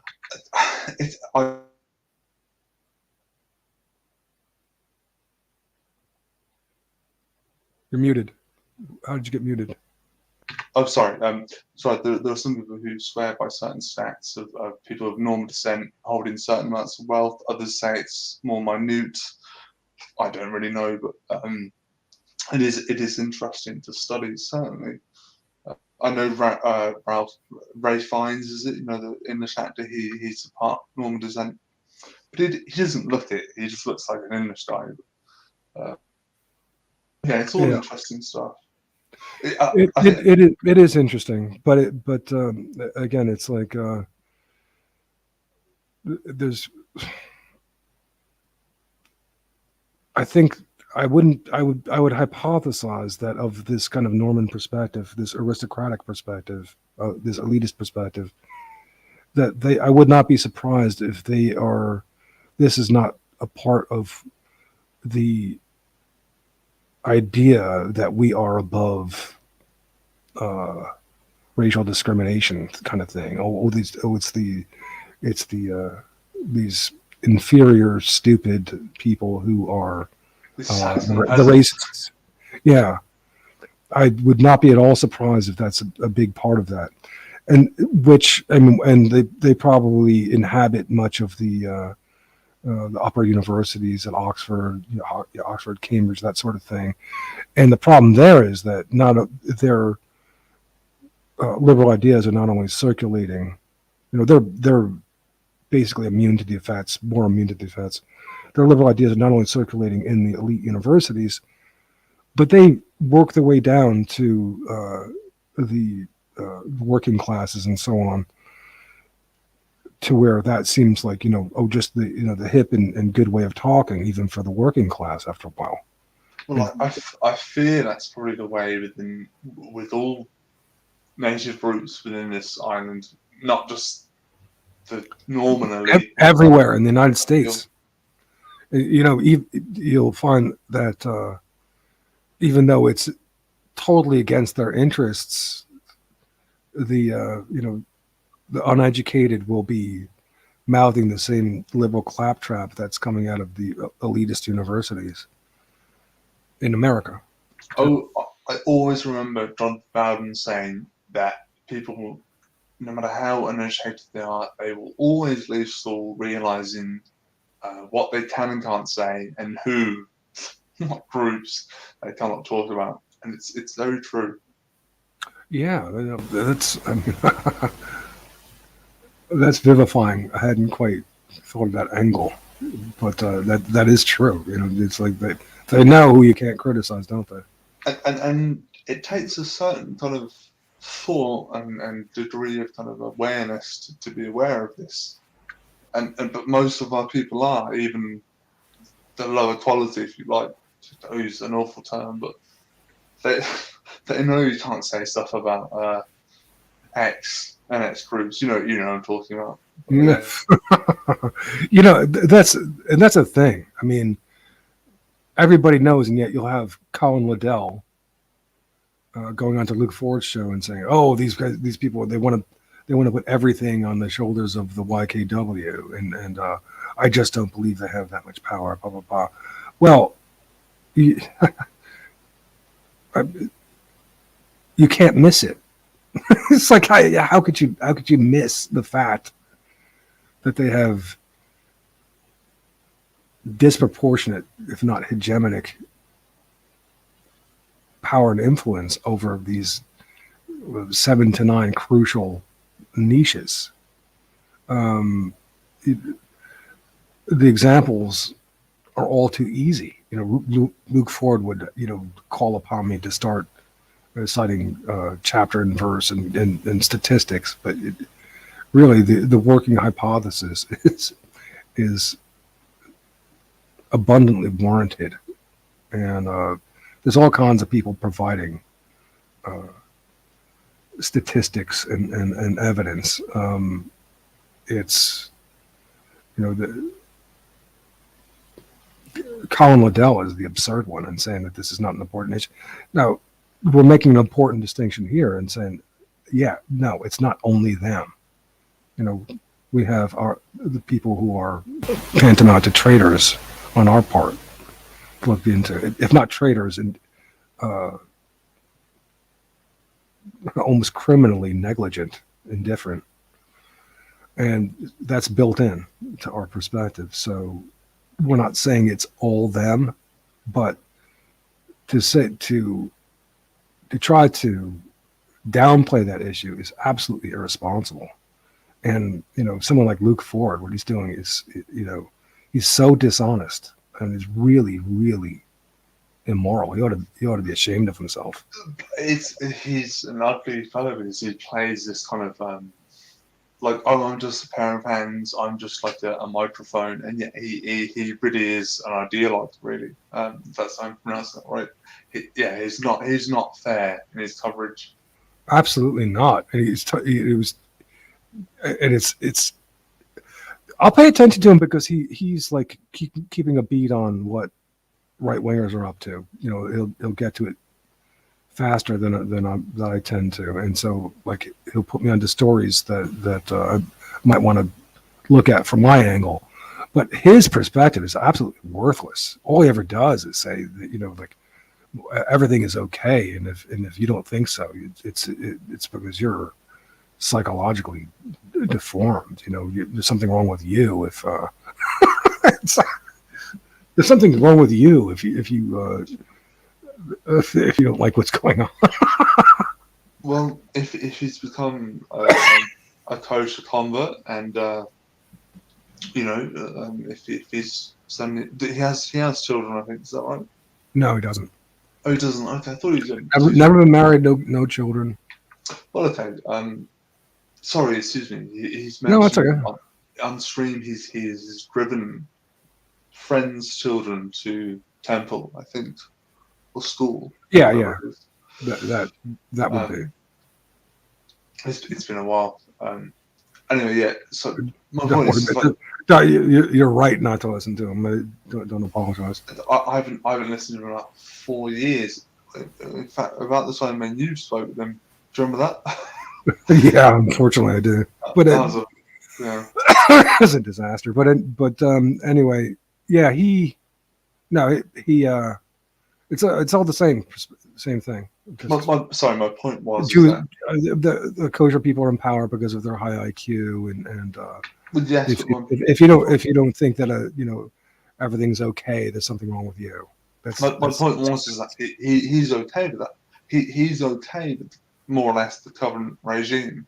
He's not okay with maybe some of the transgender stuff or some of the more liberal stuff, but he more or less is on board with this structure, right? Exactly. You've really you've keenly articulated the nuances of his perspective. Well said. True. You're muted again. No, so I wasn't saying anything. I was just listening. Who's Count Carl Frederick Ribbing of Coburg? That doesn't strike me as genuine because I think it should be Kohlberg. I don't recognize his name, but they may not be a troll. Who knows?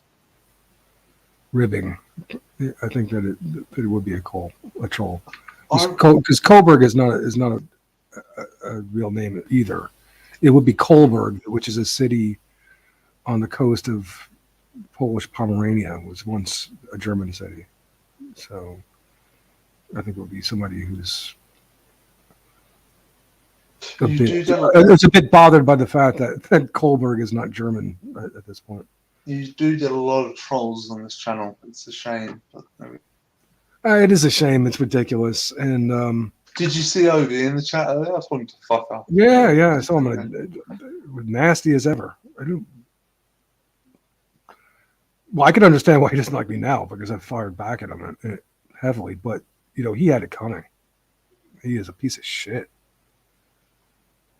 I think Northern does have him on his streams. That's a shame. This is like I've been saying this. Northern, he's a really intelligent guy, really intelligent, but he's come up through these right wing auspices, and he's going to be susceptible to this crap, to palling around with this stuff, and If he had come up through the TT school, through the Metzger school, he might not have made this mistake. But it's a big mistake to associate with that stuff.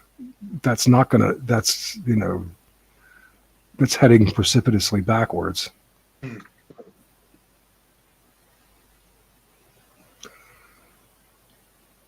I mean, for one thing, Ovi doesn't understand that. Basically, I don't want to talk about that stuff. I don't want to get into World War II a whole lot. I don't. I'm not in. I don't want to. Not trying to guilt trips on anybody or anything like that. I advocate all European people, all European nationalisms in Europe and in diaspora. What the hell do you want from me? I'm not gonna feel guilty either.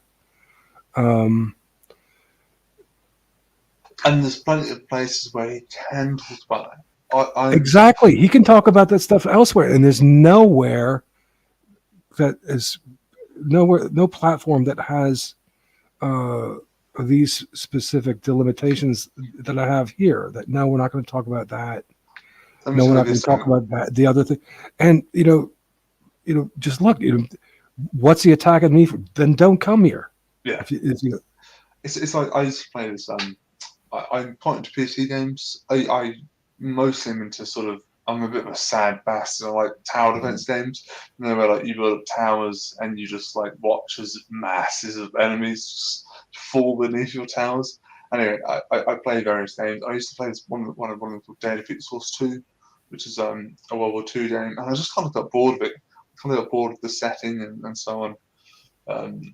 But it's very popular, and World War II games are very popular, particularly Call of Duty. There's a few other ones as well, but it's just such an overdone genre. It's just game developers should just not make those type of games anymore because it's just such a saturation. There's a whole new market of strategy and FPS games that they should go towards, whether it's futuristic or further back or whatever it is. And that would play into that market in that and the false currency that's circulated among this vast Germanic population, and the reactionaries of America.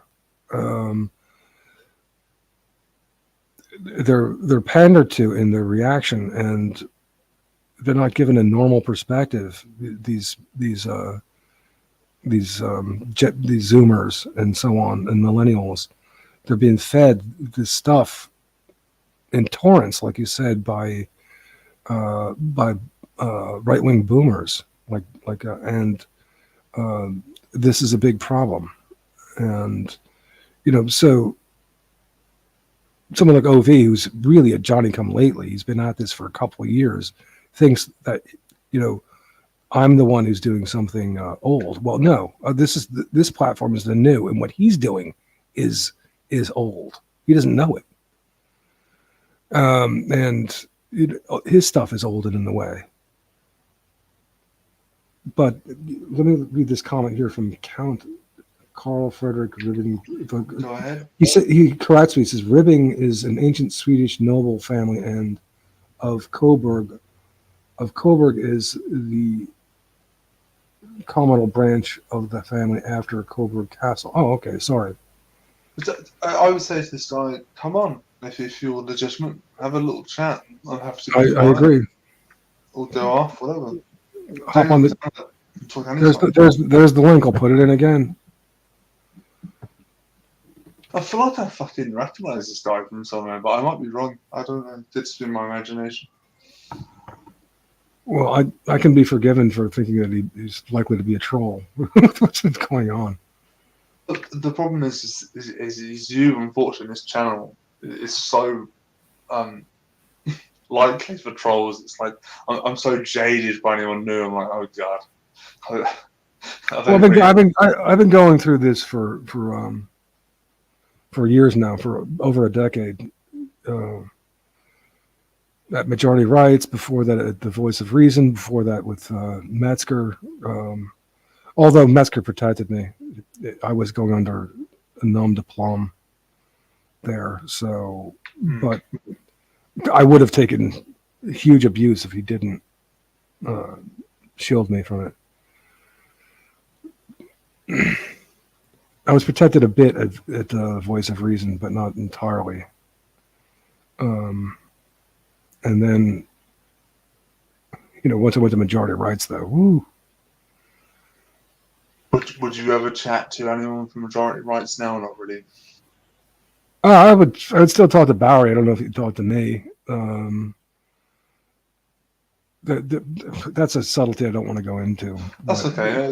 I mean, it just no. With Bowery, with Guest Worker, no, I wouldn't bother. His personality is too out of whack. He's a weird guy, I guess. I don't want to elaborate right now. I'll talk about it another time. But Barry, though, some of the people who've passed through. I would talk to Barry. Well, like I said, I mean, with the DNA Nations, just as with Kevin McDonald, anybody who would criticize me for being not up to snuff, well, and that should be our highest power intellects who are heading the DNA Nations project. I tried to put McDonald and Bowery in at the head of it, exactly. And there's no reason why they shouldn't be or shouldn't have taken that up.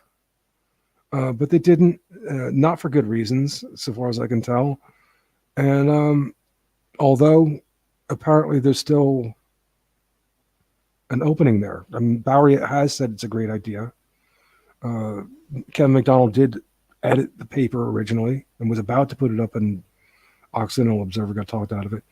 Now I'm looking for you guys and others to help me bring them around. McDonald and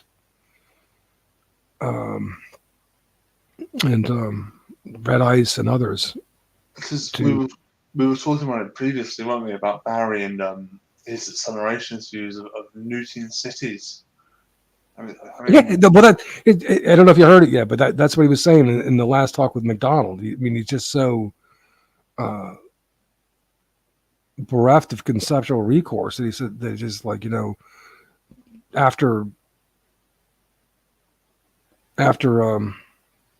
McDonald was saying that he hopes that Putin wins the war, which is ridiculous.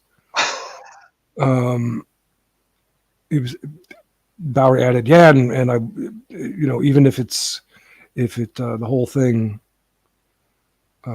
provokes a nuclear war, maybe the American cities will be nuked, and that'll be a good thing.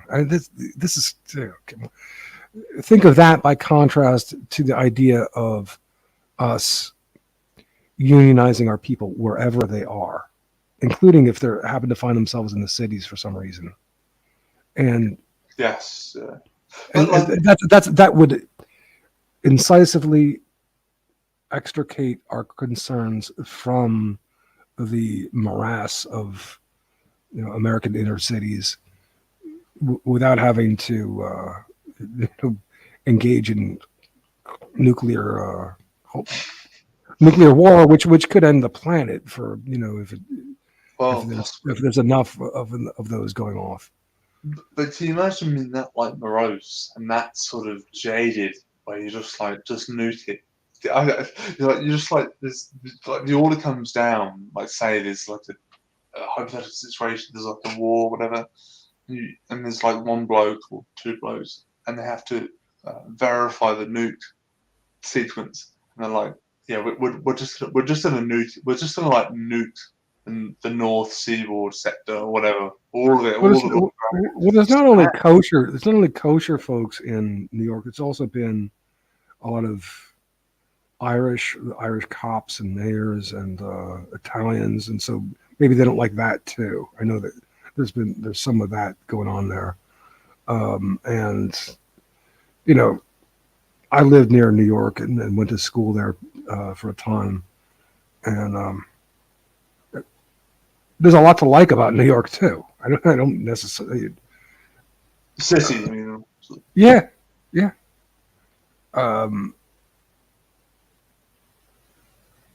These matters have to be sorted out, but again, they could be sorted out niftily by the concept of just redefining citizenship on the basis of our genetics and unionization thereof. It's like then, we're moving with our nation wherever we are and separate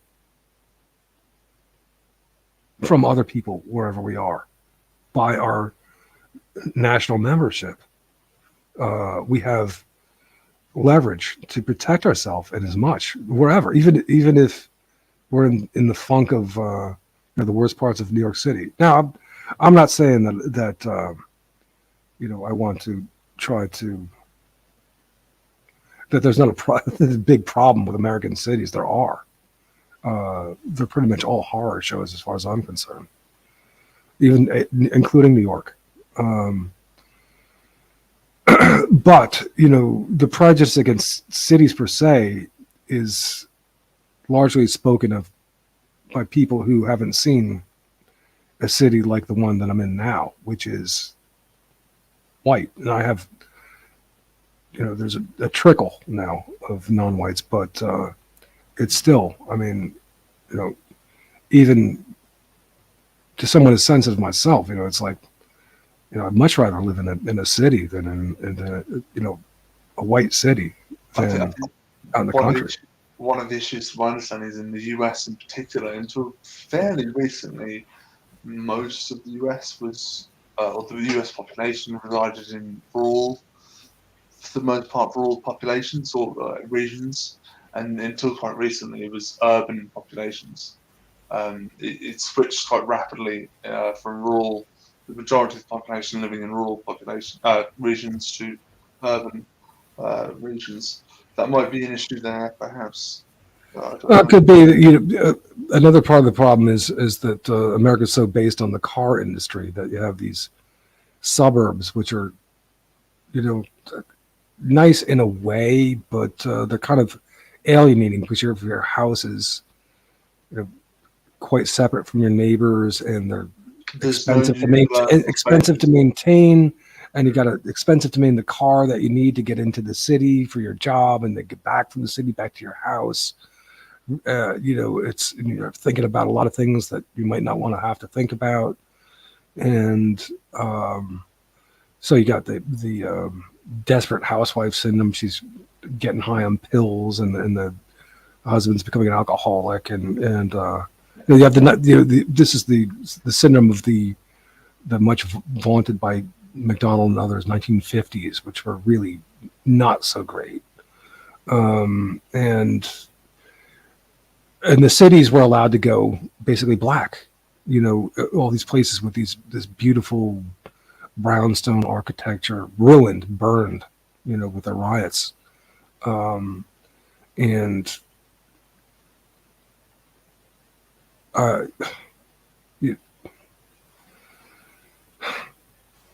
all the culture that's there in the cities, the universities, the museums, and the venues for music and so on, and the parks, and they allowed them to be destroyed when the whites were moved out into the suburbs. Yeah, then there will be the white populations in the rural areas too, but it's awful because it's like neither was perfect, but when you have the destruction of both, it's particularly potent.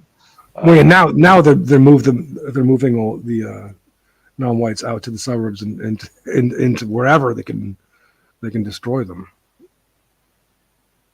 Daniel, I'll just be a moment. I'll be back in a few moments. Okay. Okay. Right.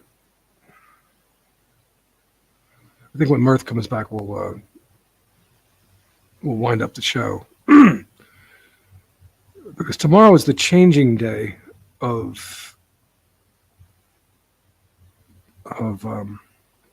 StreamYard today. That's when my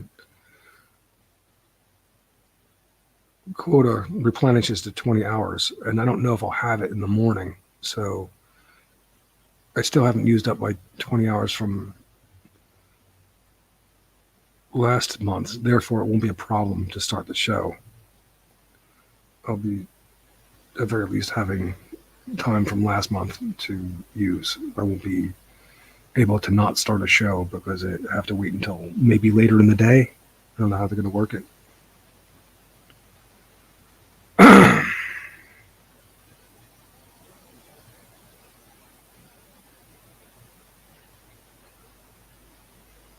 Count Carl Frederick Ribbing of Coburg. I would like to I'd be happy for you to join. Doesn't seem that you're going to do that.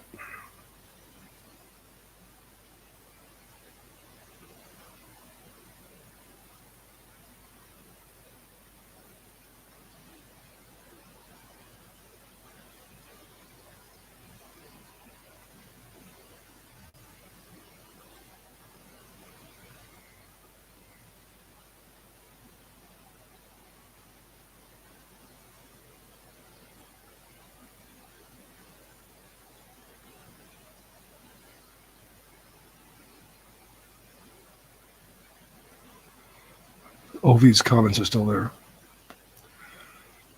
I'm going to say something that might sound like it's conciliatory, or that it's that I am comforting myself, but it isn't really. I'm very surprised to find myself not somehow sad or anything like it about my age. I feel good about myself and my age. I experience it as an accomplishment. Maybe you won't live to be my age. I have. I've got it under my belt. It feels good. I feel good. I've never felt better psychologically. My body's been in better shape, but I'm working on it. I'm on a diet now. I want to get back to close to my high school weight if I can. And other than that,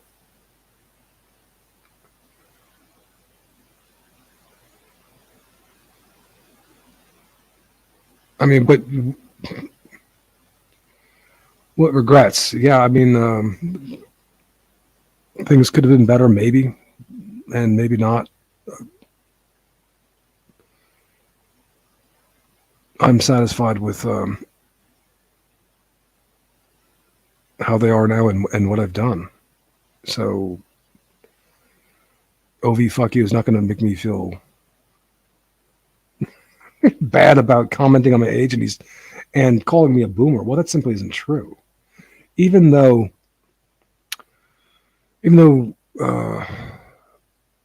according to the strict criteria of where the boomer generation cuts off and the Z generation begins, I would be considered a late boomer. The truth is that I'm an early Xer, and because the cutoff is not a clear line. It's like I say, it's like a spoked wheel, or a sprocket or a cog. It's crenulated. It's got nooks and crannies, and some people from 1961 will stick out and remain as boomers like Jim Goad, and some are, sticking in from the next generation. That's me, an Xer. And Tucker Carlson, though he's born in 1969, clearly a boomer. Last time I ran some clips of Tucker Carlson, and I didn't analyze fully enough or criticize fully enough his statement about how racial politics is always bad because he was saying it leads to violence. Well, no, ethno-nationalism doesn't always lead to violence. Integration is more prone to that. I think it could be well argued. But also, there are some subtle points about his saying that you lose individual identity by racial politics, and that is totally wrong. That's something that can be done, and an argument that the worst of our liberal opponents would make. But in fact, you're not going to have the resource of your individual identity nor the means to uphold your individual identity unless you have the means to uphold the borders of your racial classification, your group, and racial classification is almost has to be, if not the way, certainly one of the ways to do it, because it's going to happen anyway. At least our other races are not going to abandon their identity as such. So I have to examine that Tucker Carlson talk a little more later. It'd be really interesting to see Carlson if there was no PT culture and he wasn't on Fox, what he would say. I think it'd be quite different what he would say if he was on Fox, for instance. Yeah, I don't know. I think that he's pretty sincerely American and taking that objectivist position. Now he's taking meritocracy in a way that is bad, because in the American context, the universalist context of anybody from anywhere who has the merit should be able to do this, that, and the other thing. That's not what you're saying when you say that you believe in meritocracy, because you're not saying that, well, if somebody from Swahili is an iota better than at something than somebody in England, that they should be able to take over their position. But that is what Tucker Carlson is implying. And it's brutal because when my dad watches football, he supports Liverpool because do you know about Liverpool? Yeah, I remember some time ago they won the European Championship. But basically, Liverpool is essentially like an Irish colony. Yeah, the Scousers. It's full of Irish. Did you watch Letter to Brezhnev? Yeah. Sorry. Did you watch Letter to Brezhnev yet? No, forgive me. It's about Scouser. Oh my! You got to. It's one of the best movies. Man, I haven't. I'm gonna hate you until you do watch it. I will.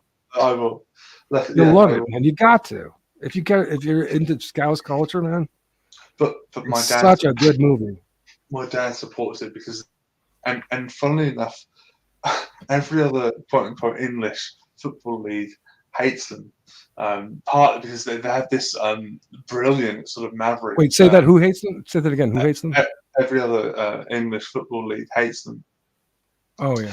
Because they have this maverick, wonderful German manager called Klopp, who's very funny, by the way, and very he's not like dour. He's very I guess a lot of people mistake Germans. They think they have no sense of humor, or they don't understand irony. They do. It's really annoying. They do. They're funny. Anyway, so everyone hates Liverpool, and they're doing quite well.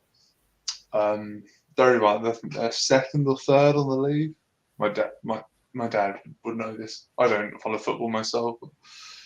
But, anyway, yeah, Liverpool is basically like an Irish colony, but some sort of English people don't like this because it's like they view it as like this foreign bit up north. Yeah, the Scousers, right? And it's definitely like a bit. Some people won't even like the Beatles because of that. Oh, the Scousers. Yeah, but like the cadence and the accent is very, and the language is quite different. It's quite hard to understand to foreigners, perhaps. I understand it because I'm a native, but it took me a while. I guess to anybody who wants a really sympathetic sample of that culture, watch Letter to Brezhnev from 1985-86. Great movie, perfect in every way. Well, almost just about. There's, you could. Never mind. It's a great movie.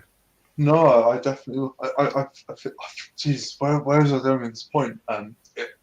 What were you talking about originally? Sorry, I know you wanted to talk about how people are prejudiced against Liverpudlians.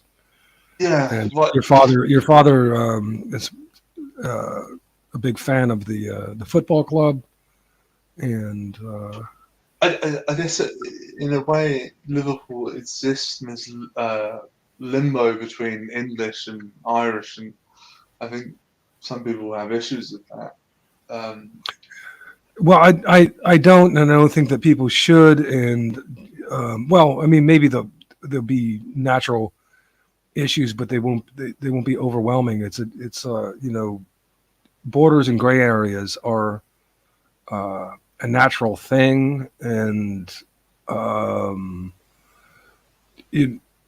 Metzger was really good in talking about that kind of thing. It's like it's not a problem for those of us who are again functioning below the stellar quote logic of the right wingers are not going to be as thrown by that sort of thing.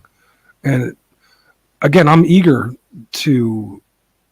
That's part of the reason why I'm eager to include Snorkelblog in the discussion, despite the fact that he's married to a Japanese woman and has a second Japanese half child on the way, because we have to and we can deal with these these ambiguities at the border. It's not necessarily a problem, and and particularly when it's a thoughtful person like you and like him, it actually can be a big help in facilitating our capacity to negotiate our way forward. Because I'm sure that neither of you would say that you don't want to see the English and Irish distinctions preserved, or the Swedish distinction in Snorkelblog's case. And yet, there's a situation that can be superficially looked upon as hypocritical, even though there's long historical precedent of Irish presidents in Liverpool and surrounds, and that the Welsh are also they have the most of any Celtic DNA. So there's a distinction there as well. But these distinctions and a modicum of intermarriage are not. I don't think they're bad at all. But I mean, that's the key thing, isn't it? Is the number? I remember. Yeah. What was it? Morgoth was talking with who was it? It was someone. I think it was someone who married an English, a European. I think who was who married a foreign woman somewhere. I think in the East. And Morgoth, I wish I could do his accent. I won't attempt it because I couldn't. Yeah. But I can understand him though. I can understand him. Like he's so fucking like dense, but I love it because he's like a really bright guy, he's like a philosopher really. But he was like, if I was one of them, I'd want you out, talking to the bloke who's and I get it. It's because he was talking from an empathetic point of view from their group, and it's like we'll see. The whole thing is that if we get hold of our concept of unionization and we are able to tabulate the numbers and the qualities that we've got to maintain, then there may be occasions when there could be up in arms and say, some English family or Irish family say, no, this, we don't want our daughter or son doing this, and blah blah blah, and they have an argument to make, or somebody has an argument to make to discriminate. But for the most part, if we have our populations unionized and accounted for, I think that there's that corresponds with a security that would not have us prone to be reacting in indignation with every occasional blending and border crossing between the European nations. You just don't want too much of that, you don't, so that, the important qualitative distinctions are done away with. Because, I mean, I think with Britain now, excuse me, a bit of indigestion. I think we're about 13% foreign. It's probably a bit more than That's that. that's a lot. You mean foreign as in what? Non-European or just Yes. pure? Well, excuse me, but this is a thing, Daniel. In a politically correct society, it's hard to get data, whether it means immigrant populations or mixed race populations is hard to discern. But we're in a bad way here now. Yeah. Do you know Patriotic Alternative? Yeah. They say quite rightly as well. Whatever you think of them, No, they do. That's another example of people who are doing a lot of things right. It's just that I can't bear Mark Collette always trying to, going along with David Duke and always trying to redeem Hitler. That's just like, come on, man. I know. Drop it. But he's it's a shame because he says so many things that he's saying are spot on or absolutely correct. Even bloody GW wrote him a letter saying like you have to make these amends. Similar, not what you were saying, but anyway, one of their common sort of purports is we were never asked, which is about the open borders policy. Great point. And Laura, like Lana Lochtov, she's very intelligent. Makes super arguments. Yeah, but it wasn't like there was a democratic vote or a referendum as they would have here about whether this nation wanted to be racial.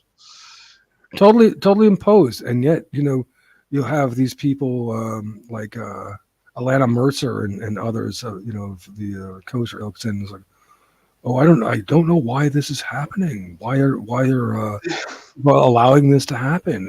It's like, what's going on here? Like there's no no shenanigans going on behind the scenes that are prohibiting us from even complaining about it. Jeez, it's amazing the Orwellianness of it all. I'm speechless. I mean, to use a slightly more controversial note, but just on the topic, if you truly lived in a democracy, perhaps we would have had a referendum about whether we want to embargo Russia and whether or not the common man wants to pay like whatever it is percentage more on fuel and so on. Even if they support Ukraine and so on, they're not anti-Ukraine or whatever, because I think a lot of people probably would have voted, well, actually, no, I don't think I do want to embargo Russia if these economic costs are going to be so high. Well, I don't know. Yeah, maybe. I don't know if I would agree with that one. I know there's a lot of. I might vote on the other side. I'm not saying that there shouldn't necessarily be a vote, but what I definitely would vote against is sending weapons to Zelensky. That absolutely. Again, that's where they should save the money for. No democratic process. The regime just did it. Yeah. And the British taxpayers are paying for that, like the American taxpayers, to fund the slaughter of European peoples. This is it. It's they say, oh, it's defensive missiles. Patriot. They're defensive. They're also offensive. These are quite serious, high-end weaponry here. This is not. These are not RPGs where you fire them and they might end up within like a sort of I don't know, like a sort of like a radii where you shoot them. This is it's ridiculous. But I'm also disgusted with these right wingers and how, like everything, the green agenda has been red caped and made ridiculous, made watermelon green, and I don't see why anybody would be against trying to pursue green technology for whatever extent it's feasible. Yeah, okay, we have to wean ourselves off it gradually. There's no replacement for fossil fuels now, but yeah, I mean, that would be, if that could be done in tandem with energy from other places, we would not be funding Putin's war quite so much. And by the same token, we ought to be allying more with Japan and Korea for their desire to claim the northern islands where there are gas resources, and also East Asia. I've only recently revamped my article because I'd let it go, and it was really sloppy on how it is that that WN should ally with Japan and Korea, among other, maybe Vietnam too. And it becomes more relevant now as these nations are really enemies. They're naturally enemies of Russian imperialism. So our relationship with them ought to be cultivated. And I'm sorry that I'm not that Kumiko has had to go another way, apparently. But I can maybe rekindle the Japanese connection with through Snorkel Blog. There's lots to reply there. To my understanding, that all of Europe and a lot of Southern Africa and Northern Africa and Middle Africa should have electricity if they had enough solar panels in North Africa. But the problem is the religious and political issues there, and who owned it. And basically, if we owned that, say, or the West owned it, it would be like a terrorist target and all the rest of it. I didn't know that. That's interesting. Yeah, it's these mass flat deserts. Yeah, it's like they just go on for like miles upon miles, which is very good because it's like it's very easy to maintain. For sun, yeah, they can absorb mass amounts of sunlight because of the racial and economic and religious politics. It's not feasible. You sparked another. Well, maybe it doesn't have to be Africa. Maybe it could be some other place around the equator. But before I forget, you sparked another thought that goes along with that. Bowery's been working with this solar panel project that is in tandem with cultivating algae, which has to be done in these equatorial regions as well to have enough sun, but also have it around the brackish water, which they can produce algae, which is the source of omega-3 and protein that could not only feed everybody, but is a way of cultivating these vital nutrients of omega-3 and protein, which doesn't require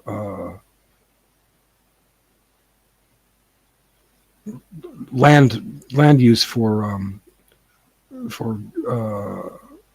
cattle and other things, which are apparently one of the worst causes of CO2 destruction. Not that I'm not trying to say that I'm against meat, no, because I eat steak every day, but I'm saying that this would be a way of managing the That's the food and agriculture in a green way. I have to shut down.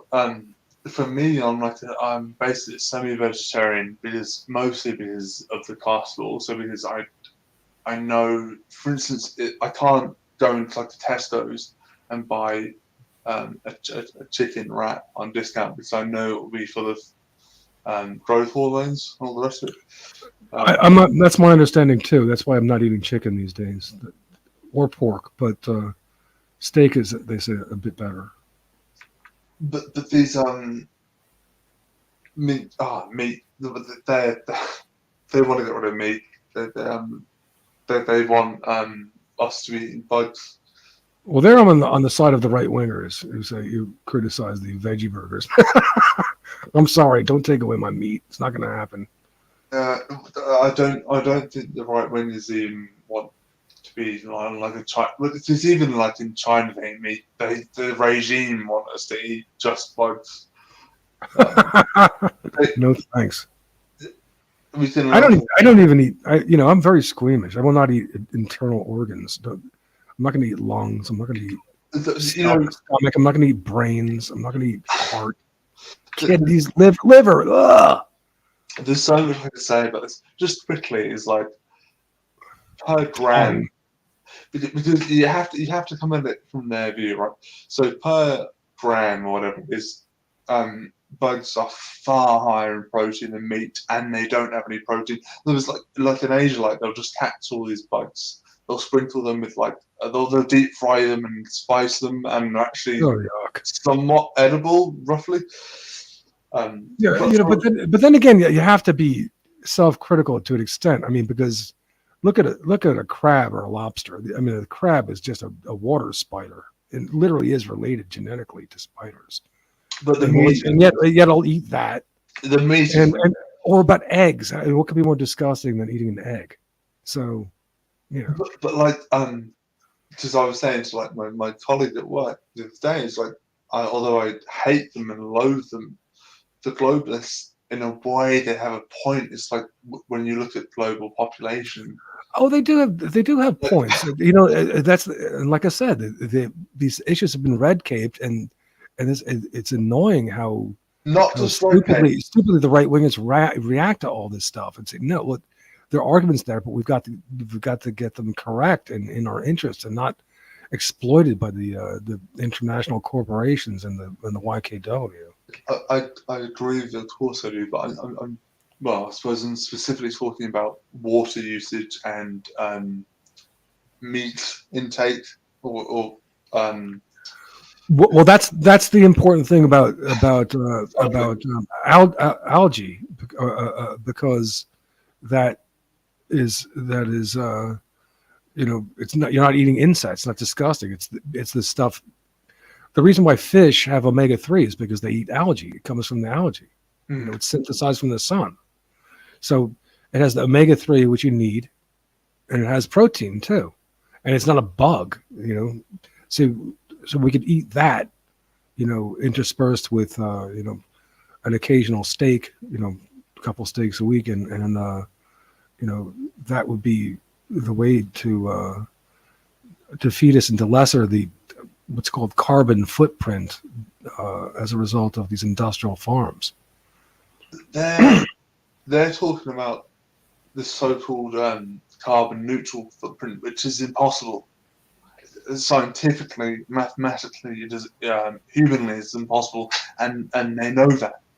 But this is not about truth. It's it's about an agenda. And it's about the relative truth of these arguments to our interests. So yeah.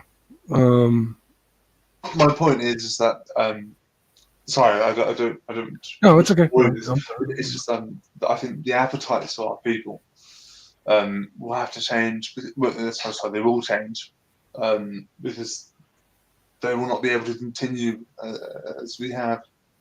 Well, I think the cars are appalling. It's Have it's you like heard? it's like a technology that would seem appropriate for a planet 3 times as big as Earth. Have you heard of All the metal and the waste and the Have you heard of pollution and garbage result in cars. I agree with you. Have you heard of Poundbury or Lucca in Italy? But basically, they're these towns where they have what sort of mixed living is it, whatever it is, where they basically have workshops, residential areas, and businesses all in one. So you don't have to go too far. It's like 5 minutes from whatever you want. It's a very economical and green way of living. Probably more natural way of living. What's the name of the town? So Poundbury, Poundbary in Britain, and I think Lucca, Lucca in Italy, I think. Oh, yeah, it's I have to basically check that out. Lucca. Yeah, if I'm not mistaken, yeah, forgive me if I'm wrong. But You might have to get one of those $1 houses there. But it's €1. And the idea is just like it's more of a traditional way of living, more of a I think I don't know if it was Gregorian, Georgian way of living. It was a more modern way of town planning, but it seems it seems a lot better than what we have now. Cool. Well, I'm all in favor of intellectual and philosophical promiscuity. I'm open to different ways. That's so that's cool, definitely. Roger talked about it in one of his documentaries. Ecology and green is fundamental. That's a concern to us all. Isn't it interesting how the left of on the one hand, like they used to talk about how like the Americans were disgusting and they consumed all these goods, and then on the other hand, they're like, we should have like 1 billion of them. We should just keep on going, isn't it? Ridiculous? Well, but please, for the sake of this platform, don't buy into the framework of the left. Oh no, I know. It's the internationalist, anti-white cultural Marxist left, and the regime and the regular Marxist anti-nationalist left. Basically liberals for us, who are and well, more explicitly the YKW, who are promoting this absurdity for sure, and the right wingers and the liberals of our kind are complicitly going along with it. But yeah, that's definitely true. It's like population was. I remember a time in the 70s when, to have babies, and the world is overpopulated. We got to stop having so many babies, and white people are all down with that. And now suddenly, we need. This is what Lana was saying in her latest video. Oh yeah, they're all saying, well, we need to have immigrants because who's going to pay for your pensions? But these hardworking immigrants who are coming here and sitting on welfare, right? Oh, it's so fucked up. It's It's very transparent, though. I suppose you can explain it. You can pick it out. I guess now it's in your face, right? Oh God. But, okay, so go on. No, I was saying about the suburbs. One of the reasons there's no allotments, there's no communal spaces, there's no sort of universal fire pits where you can meet people and cook food and play music. Like you have with the suburbs, it's this very lonely place. I think. They never because of course in the States they have the space, but they never placed any communal spaces, or very rarely. It's very strange. And it won't work. It kind of just somehow won't come together. Not in the context of America. Even if they tried to like make a little like, oh, let's have a little festival in the park or something. It just kind of for the American way. It doesn't come together. Or we used to have a block party in our street, Harvard Street in Montclair.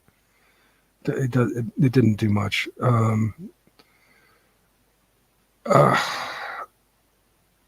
That's another story. The problems of communalism and how much interpersonal camaraderie you want, or just common interests that don't interfere too much with or are in sync with your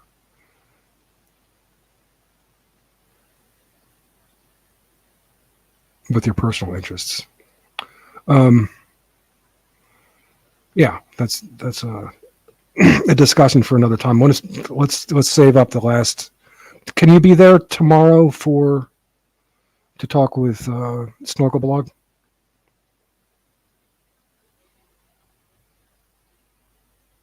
You're muted. Yeah. What time in the morning, right? Well, I guess it would be 10 o'clock your time. I've scheduled it, but it could be an hour later. Snorkel Blog says that he's going to be there, but he's not sure if he could be there 6 or 7 his time in Japan, which would be, if it's 7 Japan would be 12. So 11 would. That's okay. That's fine. I'm generally up about sort of 7:30, roughly. Okay, so 10 o'clock would be okay for you to start? Yeah, no worries. I think we're going to talk offline first.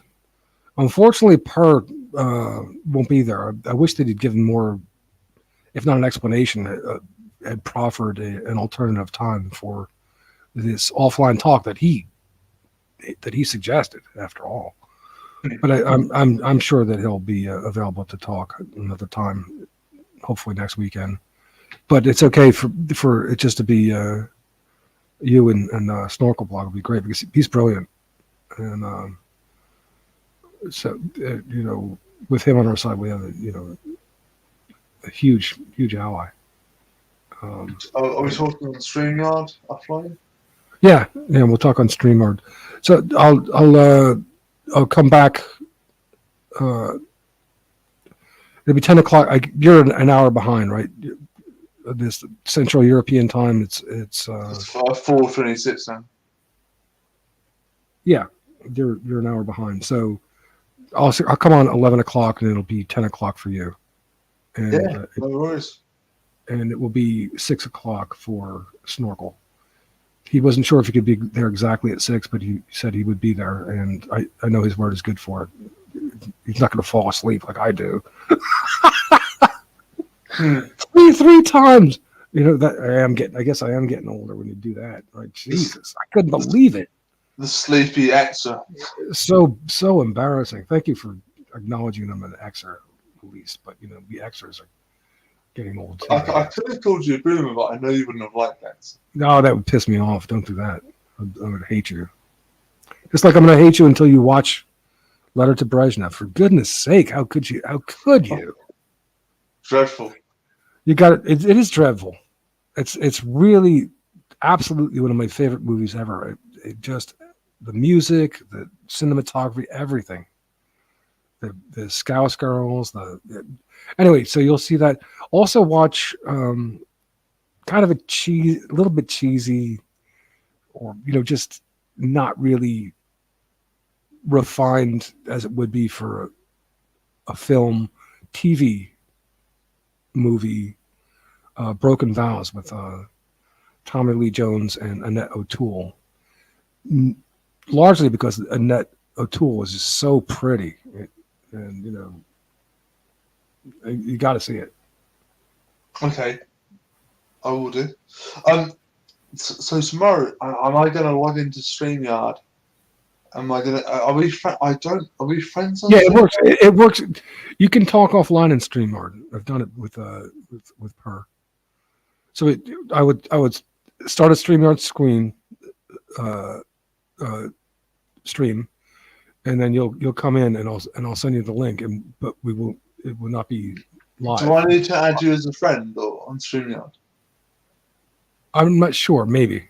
I know that Per did have some difficulty doing this, so and I don't remember the nuances of what he did in order to make it work. Because normally I join you on YouTube via the StreamYard link, but I think if you're just on StreamYard, I think, or I would assume I need you as a friend. Do I have to do something in order to, from my end? I don't think so. We'll see. We're working on it. Even if we don't, if it turns out it's impossible and we have to go live, that's not the worst thing either. No, I think this should be okay. I think I need. It was Per who wanted to talk offline. The first time Snorkel wanted to talk quite a bit offline before going live too, but we've already done that, so it's mainly Per's concern, and he's not going to be here tomorrow anyway. But let's try it offline for a minute, and if we can't, we'll just go live. I'm just what I'm saying is like if you want to talk offline, I think I have to have you as a friend on StreamYard. I think because otherwise I'm just joining your YouTube chat via stream. Oh, rather, I'm joining StreamYard via your YouTube chat. I think.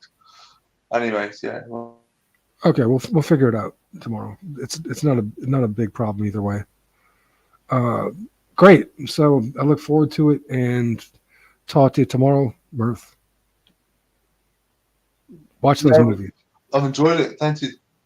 All right. Bye for now. Take care.